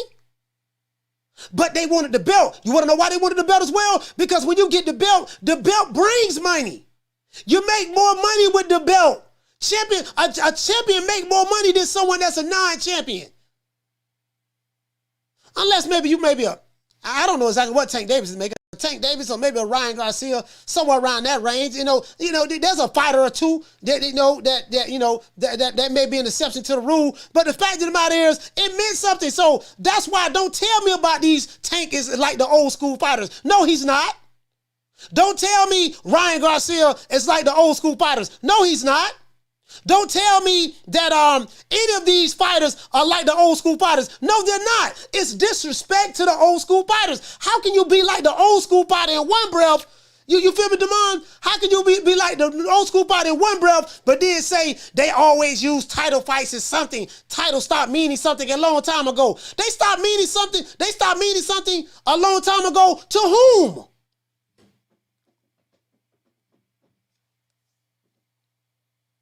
Can anybody enlighten me? Can anybody enlighten me? Ryan Garcia say title stopped meaning something a long time ago. Listen, can someone enlighten me? A long time ago, they stopped meaning something to whom? I'm pretty sure if you ask Canelo, do titles mean something? I'm pretty sure Canelo would say something totally different. True. I'm pretty sure if you ask Dimitri Bivol or Beterbiev, do titles mean something? I'm pretty sure they won't agree with that statement. True. I'm pretty sure if you ask Terrence Crawford or Errol Spence say strap season and all that stuff there, and Terrence Crawford, a three-division world champion, fighter of the year, lineal champion, going to the Hall of Fame, two-time Ring Magazine, all that stuff there. I'm pretty sure if you ask him, do titles mean something? I'm pretty sure he would disagree with that. True. I'm pretty sure if you ask Inoue the Monster, do titles mean something? I'm pretty sure he would disagree with that. True. So when he say, if you ask Jamel Charlo, hey, shout out to Diaz, Jamel Charlo, do titles mean something? I'm pretty sure he would disagree with that. True. The problem is, two of the most popular fighters in boxing, Tank Davis, Ryan Garcia, they're popular. They're popular with the jitterbugs and the whippersnappers and on social media. They're popular. But guess what? Don't compare, don't tell me that those guys they like the old school fighters. No, they're not. There's nothing old school about neither one of those dudes. Those guys, Tank Davis, Ryan Garcia, they are new school fighters. And they have a new school mentality. Belts don't matter. I'm pretty sure if you ask Devin Haney, do belts matter? They matter. If belts don't matter, check this out. Now, belts don't matter to Ryan Garcia. You want to know why? Because he's never been a champion. True.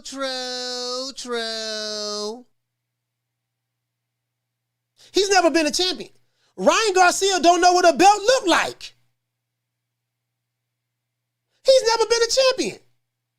So, of course, belts don't matter. Yeah, belts stopped mattering a long time ago. No. Don't you fight for Golden Boy?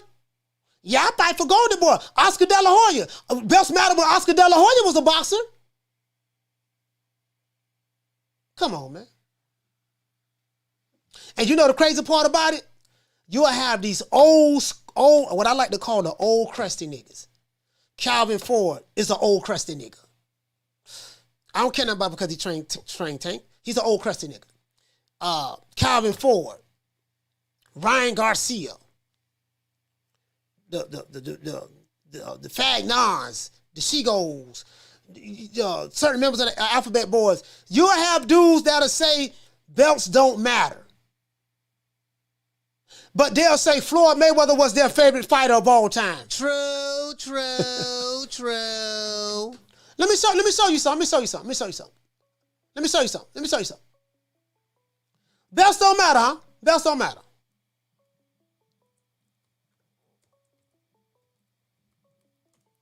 They look at me like I got 9 heads. They look at me like I got 9 heads. Like I'm talking out of the side of my neck. Caller, what's your name? Where you calling from? Hey, Fee. Hey, Fee, how you doing? How you doing? I'm well. The question is why did Floyd start trying to push this narrative that belts don't matter? That's the question, knowing that these young bulls hold on to his every word. Yeah. Why would he push that narrative and he held all these belts? Yeah. And then why were all the so-called ignorant Negroes in the boxing community, which I love Calvin Ford, but why would he follow suit and a few others? Why would they follow suit on that? You know what I'm saying? What was the point in Mayweather doing that? I personally, I feel like because the way he moved and the way he operated in this sport since he so-called retired, he doesn't want to see anybody surpass him. I feel like I really do. I feel like he has sabotaged a lot of careers over there at PBC. And, you know, I just feel like he don't want to see nobody surpass him. So he know if he put that narrative out there, because people look up to him so much, they hold on to his every word. A lot of them do. They, you know what I'm saying? They start talking like him. You get what I'm saying? But how y'all expect to surpass him? I'm trying to get Floyd Mayweather money if y'all ain't did nothing the man did. And then he's sitting there telling these boys they ain't got to do it to get to where he at. It's weird. This is spooky. It's spooky. It's something else. Fee, anything else you want to say, sis? Because this just pissed me off. I ain't even lying to you. I'm looking at the video right now. No, it's true. Everybody, since he said that, everybody been talking crazy about it. But yeah, I'm done with it. I just want to throw that out there that Floyd is behind a lot of this nonsense that's going on and the politics in it. But yeah, peace out. You know, more grace to everybody. Man, shout out to my sister Fee from Duval. Shout out to World Combat Sports in the building. I hear one brother say sanctioning fees. Bullshit. Those are new talking points to justify not wanting to fight for belts. It's the sanctioning fees. What you're saying, fam, is you're saying what Floyd Mayweather told Tank Davis and told these other guys that's looking up to him. He told them that hogwash. We don't need to get no better. It's sanctioning fees. It's the sanctioning fees. But guess what? You know me, boy. I keep the AK loaded. I keep the AK loaded. I keep the AK loaded. You know me. I keep the AK loaded. Y'all know me. Oh, you know I got a receipt, right? Y'all know I got a receipt, right? I'm finna shut the phone lines down. I ain't taking no more phone calls after this one. This is the last phone call.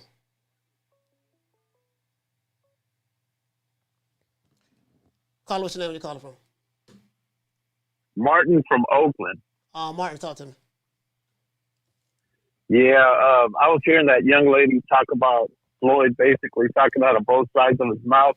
I think all it is basically Floyd is seeing all these younger fighters in today's era becoming undisputed. And if you look at his Hall of Fame resume, that's the only thing missing. And, you know, he doesn't want these, you know, casuals or anybody else that doesn't know boxing to try to imply, oh, well, maybe Floyd wasn't that great. He never did undisputed.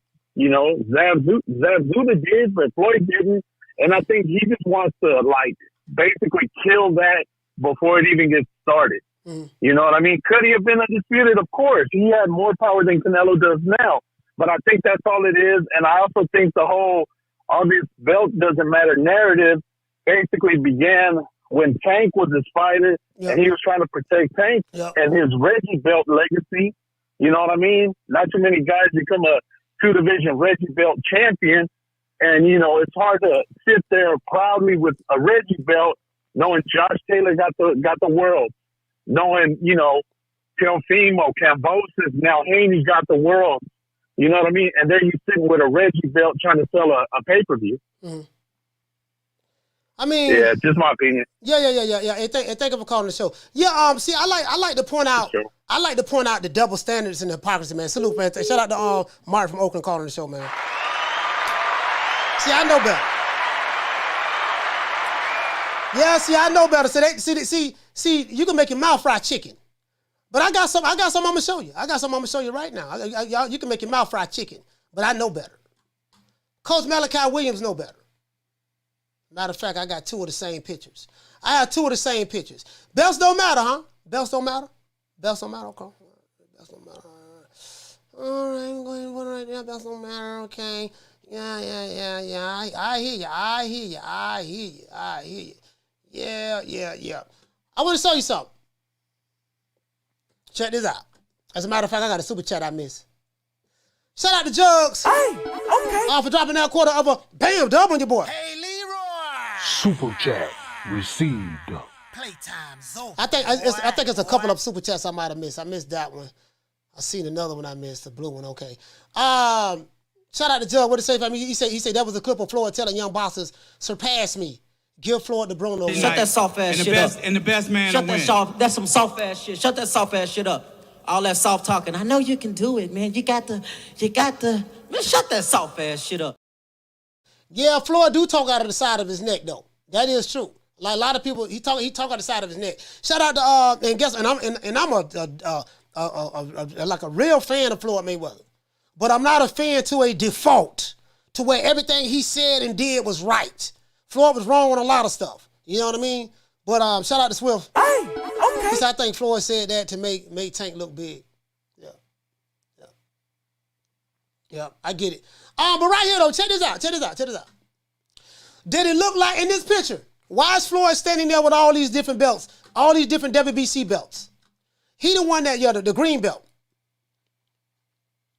The green belt, right? He sat there with all these different WBC belts. It looks like the WBA is over here, WBA and IBF. Belts don't matter. Look like they mattered to him when he was a fighter, right?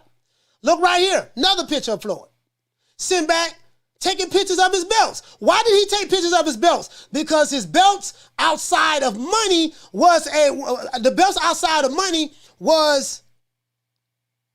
it showed a sense of accomplishments.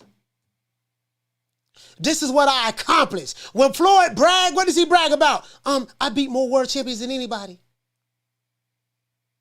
The nigga always showed his belts and bragged about how many belts he won and stuff like that. These old school niggas like Calvin Ford know better. Oh, I supposed to agree with him because he Tank Davis' trainer? Because he from B-More? No. Oh, I supposed to agree with this fighter because he's a professional fighter? No, that's a lie. That's a lie. Hold on, I'm finna show you something else. I'm finna show you how proud Floyd was of his belts. Y'all wanna know how proud Floyd was of his belts? Check this out. When did Floyd retire from boxing? Let me see. When did Floyd retire from boxing? Was he with 2018? Was he retired by 2018? Let's look Floyd up. Floyd Mayweather. Let's look him up. I got a whole clip to unload, but this show will never end. This show will never end. I got a whole clip to unload. I'm gonna do an entire show on this to show y'all the hypocrisy. Y'all see this? Floyd Mayweather, his last fight was against an MMA fighter. A guy who was 0-0. He never had a professional fight before in his life in boxing, Conor McGregor. This fight was counted as a boxing match. This was an exhibition, the same thing that Floyd Mayweather is doing now. This was an exhibition match. Conor McGregor and Floyd Mayweather was an exhibition match. They counted that as a professional fight, and guess what? He became 50-0 on that fight. True. You can't make this up. You can't make this up. Floyd Mayweather is fighting exhibition matches right now. That's Cookie out there barking. Floyd Mayweather is fighting exhibition matches right now. His 50th fight that he brags about, Floyd Mayweather 50-0. And everybody who loves Floyd 50-0. He perfect record 50-0. He fought a MMA fighter. What was Conor McGregor's professional boxing record? He was 0-0. Can someone tell me how does Floyd Mayweather, one of the greatest fighters of all time, can fight an MMA fighter, is sanctioned as a regular boxing match, and is counted on his record as 50-0, and this guy never had a professional fight before in his life in boxing? Make it make sense. True.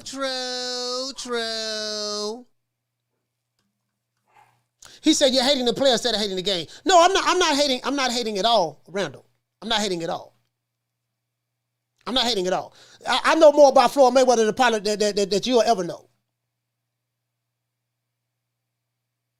And we could talk about Floyd for days. You can call into the show. We can talk about Floyd for days. We could talk about that for days. We could talk about when he was in the amateurs. We could talk about when he was in the Olympics. We could talk about all of that, all the way up until when he had his 50th fight. I'm not hating at all. I'm just pointing facts. What I'm saying is, I'm 49, dog. I don't know how old you is, but you know, the dudes I came up around that watch boxing, we all look at Florida as 49-0. But that's neither here nor there. We can have that. We can have that debate for another day. We can have that for another day. But I'm gonna say this. I'm finna show you something. I'm not hating Floyd at all.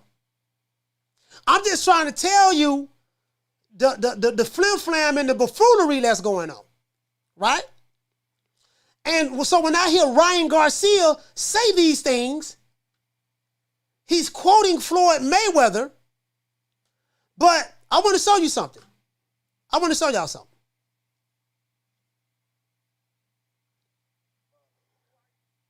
I want to show y'all something.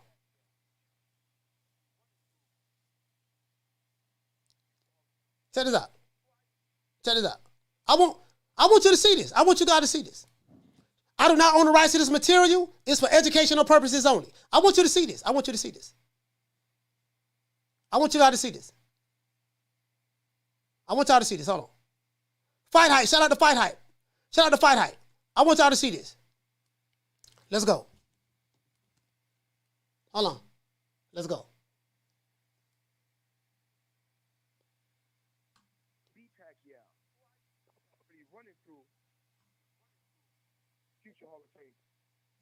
I've been doing that. De La Hoya, he going to the Hall of Fame, right? Yep. Cotto going to the Hall of Fame. Yep. I believe Canelo. Hold on. Let's see this again. Let's see this again.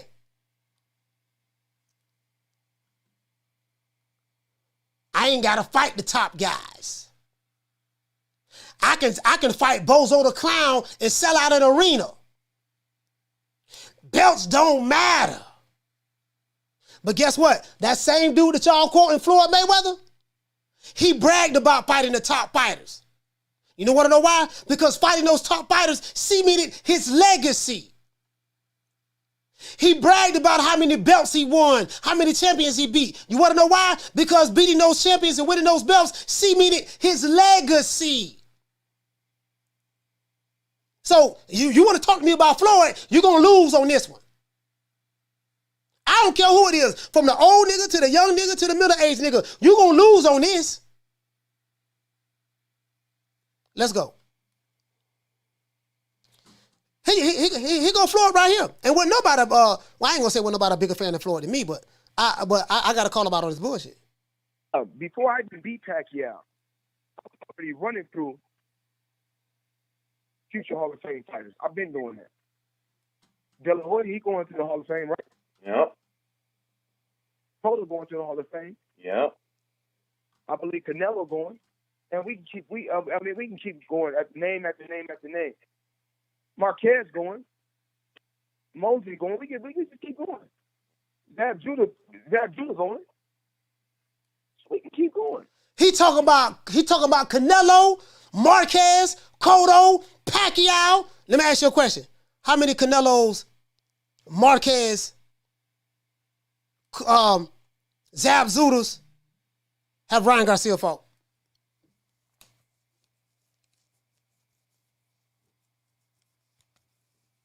I'm just asking. Shout out to Jug. Hey, okay. Dropping that quarter of a bam dub on your boy. Hey, Leroy. I don't know. Super chat received. Playtime's over, boy. He said in the Broner of the day goes to the one who said don't hate the player. Shut that soft ass shit up. And the best man Shut to that win. soft. That's some soft ass shit. Shut that soft ass shit up. All that soft talking. I know you can do it, man. You got the. Man, shut that soft ass shit up. Let's continue. Let's go down memory lane. Remember, I ain't never won a vacant title. Every time I beat somebody, I beat them for their belt. Did you hear what he said? He said, remember, I ain't never won a vacant title. Every time I beat somebody, I beat them for their belt.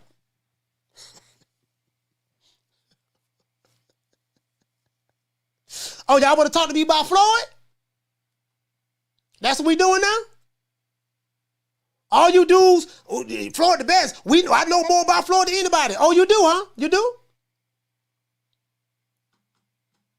Because you got these young dudes running around online, they don't know what they're talking about, but it's not the young guy's fault. I'm not mad at you young boxing fans who just started watching Floyd Mayweather and you use duck language for your fighters and say stuff like belts don't matter, my fighter don't need to fight the top guys and this and that. I don't blame you.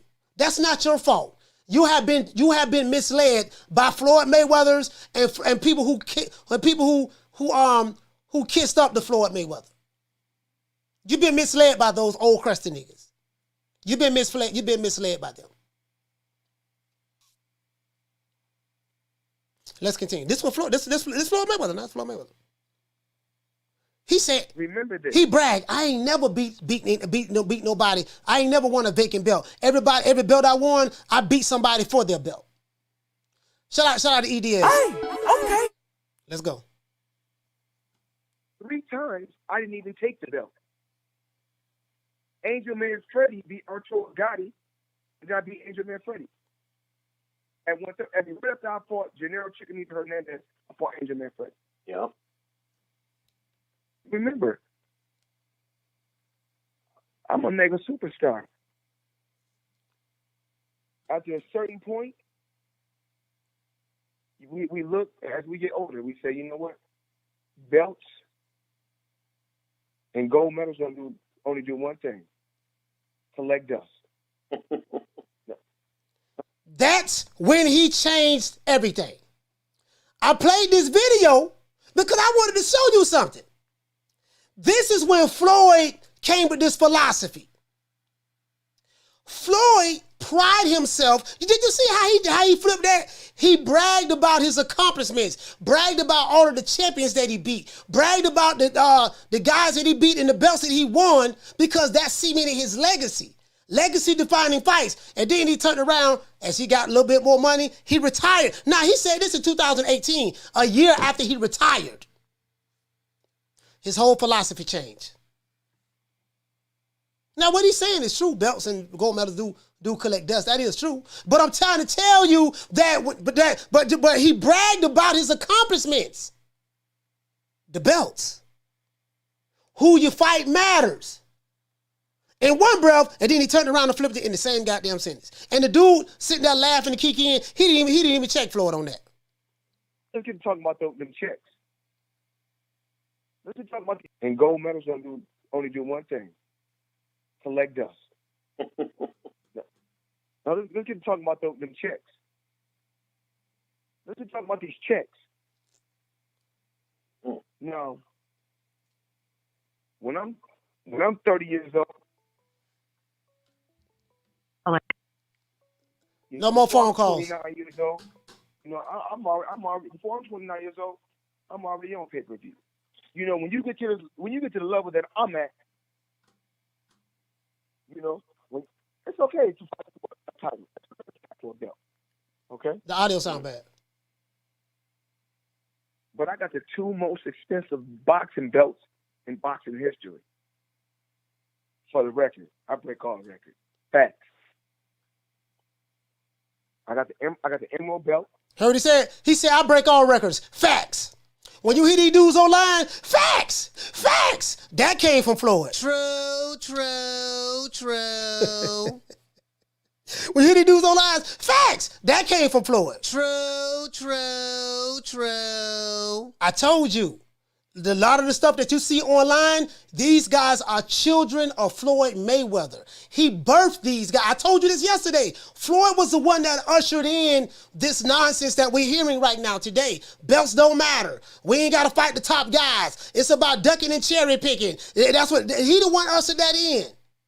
One of my favorite fighters, Floyd Mayweather. But I can't cap, dog. He the one did this. It's a lot of old school dudes like me. We ain't really crazy about Floyd like that.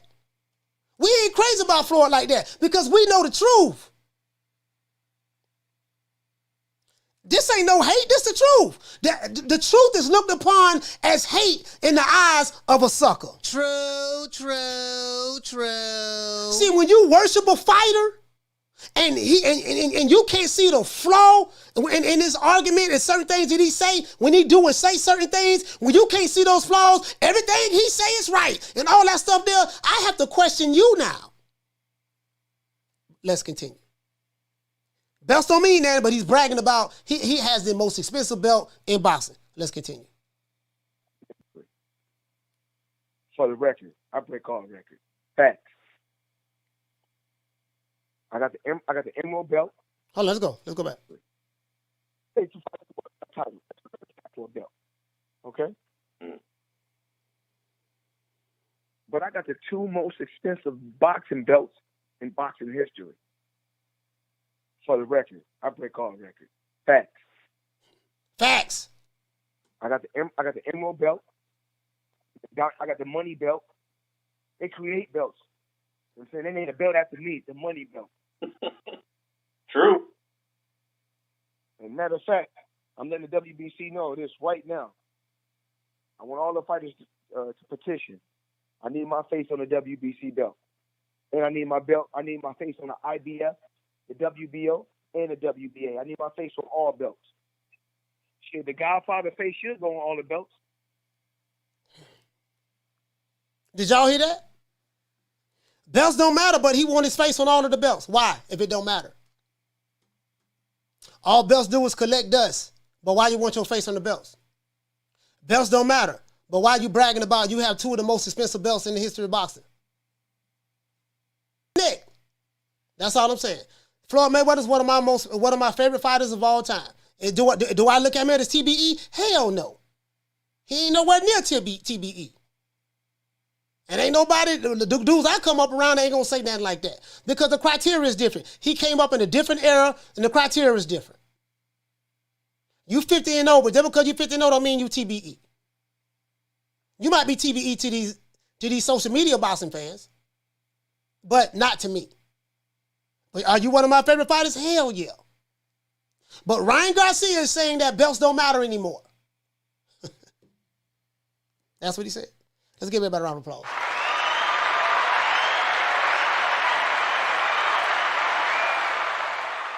Now, what I'm saying is going to be looked upon as hate.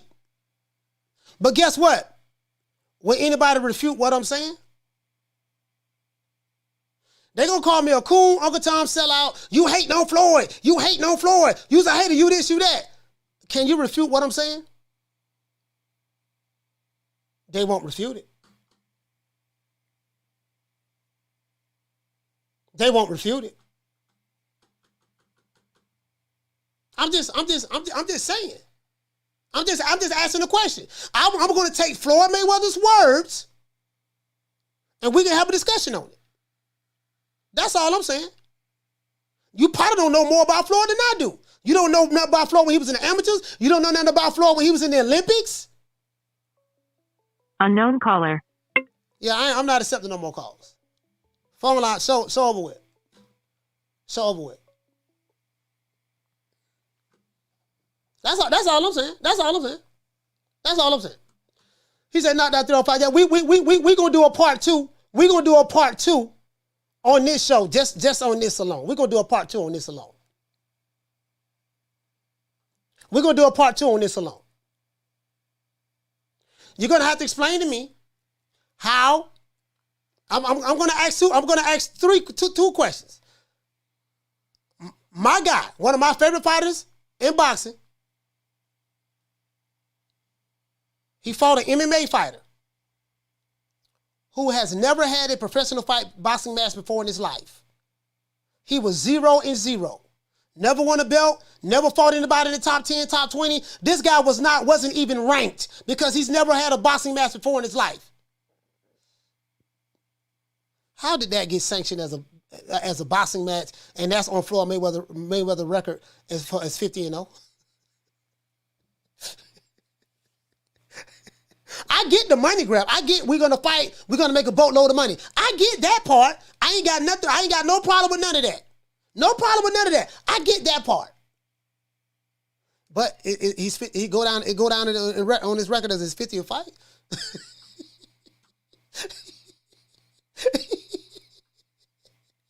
Is that hate, or am I just asking a legitimate question?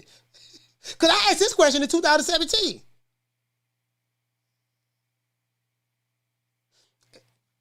As a matter of fact, let's do this. And the belts don't matter.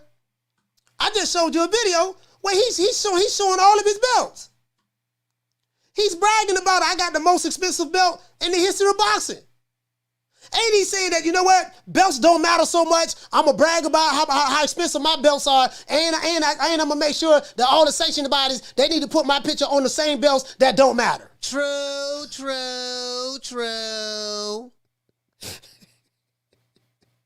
But I'm going to tell these young fighters don't chase belts. Let's give everybody a round of applause, man. Hey, you know what? I want an old school cat. I need an old school cat. I need an old school cat to try to debate me on this one. Just an old school cat.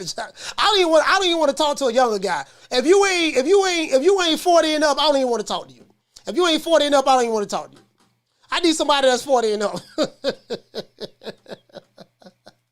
I need somebody that's 40 and up. I'm just saying, I need somebody that's 40 and up, though. I get the money grab, but I'm just saying, I need somebody that's 40 and up. That's all I'm saying, man. Because if a guy, more than likely, if he come from the Alphabet Boys, Boston Shigo, Fagnon, I know what you're going to say. I know your talking points. Because your talking points are their talking points. Everything you say is going to be regurgitated from them. I'm sorry, I know. Like, man, you're gonna have to give me something else. You're gonna have to give me something else. What did he say? Don't be surprised if Floyd fights Jake Paul for the light WBC championship. And see, this is the problem. And this is the problem. You got Ryan Garcia. Like, bro, I saw this man. I say Ryan Garcia saying that. What? Ryan Garcia saying what? I'll keep calling. Somebody keep calling me. Somebody keep calling. I ain't something I'm gonna call.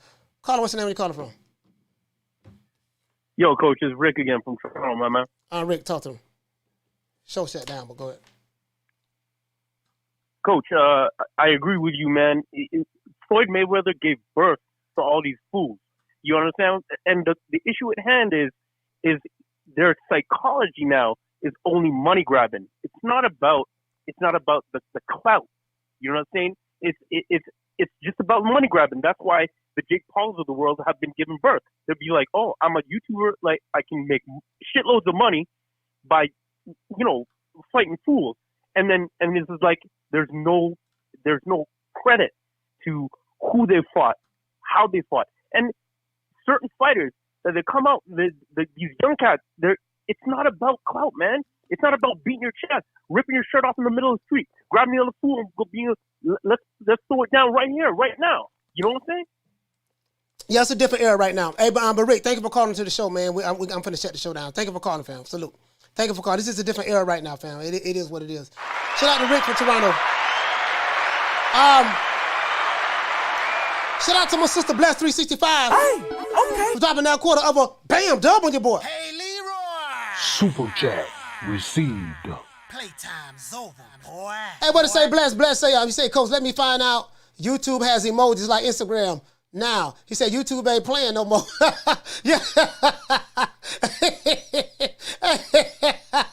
Yeah, I saw that. I'm looking at it right now. I'm like, damn, what's all this stuff? All these emojis going up in smoke. Like, I never, I didn't know. Yeah, they do. Man, YouTube ain't playing. It is what it is, man. It is what it is, man. I want somebody to try to explain this to me. We must internalize the flatulation of the matter by transmitting the effervescence of the Indonesian proximity in order to further segregate, to preclude on the issue of world domination would only circumvent, circumcise the revelation that reflects the aphrodisiac symptoms which now perpetrates the Jericho's activation. Man, you know what I'm going to do, man? I just want to say a prayer, man. I just want to say a prayer for Ryan Garcia right now. And I want you to hold on to God's unchanging hand, because He helped Joshua fight the battle of Jericho. Yes. He helped Daniel get out the lion's den. He helped Gilligan get off the island. Lord. And shout out to Booger Ray Leonard, man, and Eddie the Hitman Hearn. Sunshine when tanks gone. I'll smack the shit out in front of everybody. Only dark times for you. I mean, just throw Haney's name in the hat. There is no fucking hat. Ain't no sunshine when tanks gone. I don't play them type of games. Leonard L.B. Why you always talking about me? Did you fucking learn your lesson from that? With AJ? Ain't no sunshine when tanks gone. I'll knock that motherfucker's hole out. Period. Only dark times for you. Ain't no hats to throw nothing in here. We're running a fucking business. Ain't no sunshine when tanks gone. You fucking idiot. Leonard L.B. Why you always talking about? And it is what it is, man. I want to thank the whole hood who came out here. I love y'all. I did this for the hood. Y'all know I beat that boy. And they ain't got to like it, but they got to respect it. When my name come up, respect it. Let's go. Stop playing with my fucking name. All three of y'all, stop playing with my name. I ain't gonna say it no more. Put some respect on my name. There has to be some kind of common denominator that we can come together on, you know? Well, I respect your ambition, Willie, but you got to have vision.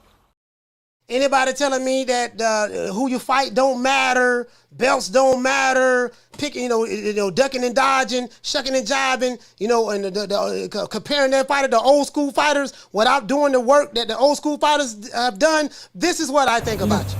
Fuck you.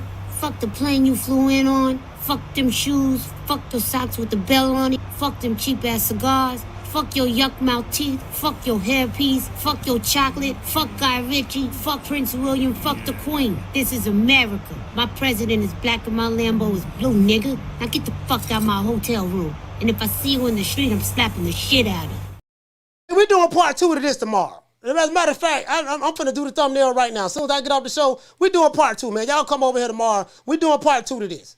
We're doing part 2 to this. You know, bro, we have to do part 2. We got to do part 2 to this, dog, because I just want to clear the air. I want to clear the air. Deontay Wilder, talk to him. Don't ever forget, when I found you, you was strung out on coke. When I found you, you was like a big house, contemplating about killing yourself. So don't you ever forget who brought you to Big Time Boxing. I drugged you back. I brought you back. I provided food and put food on your table for your family to eat. And I'm doing it for the second time. So don't you ever forget that.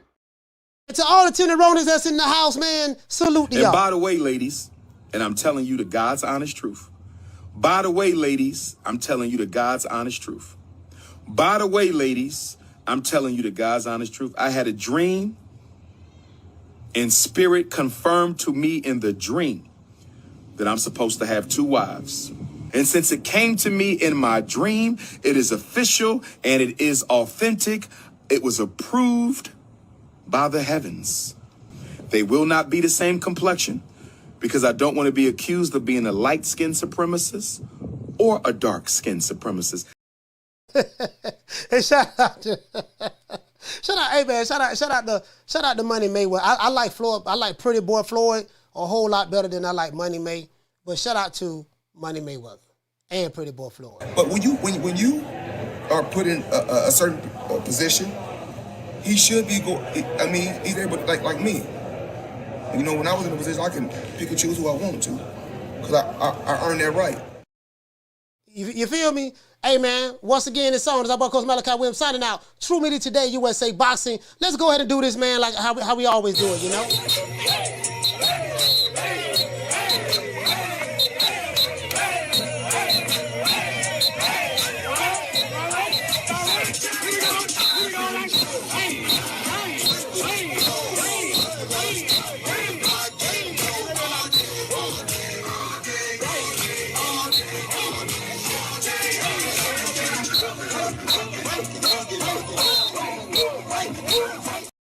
And again, I don't want nobody thinking I'm hating on Floyd. Like, it pains me to do this. Like, Floyd Mayweather, one of my favorite fighters. I used to walk the streets and hold my Floyd Mayweather flag high. You know what I mean? But I gotta be honest, though. I had to sit back and look at it and analyze it. I said, man, you know what, man? This nigga saying he's showing a whole lot of bullshit right now. I don't agree with this because it went against my criteria. You get what I'm saying? Shout out to Tate Hill. Hey, okay. For dropping that quarter of a bam dub on your boy. Hey, Leroy. He said, Coach, you're going to make Floyd challenge you to an exhibition on Hog Head Cheese Promotions. Hey, man, I'm going to see you guys tomorrow. We're going to do part 2 tomorrow, man. I see you guys tomorrow. You know my motto. Don't beat me there, beat me there. Peace. I'm out of here, bro. Let's go. Come on.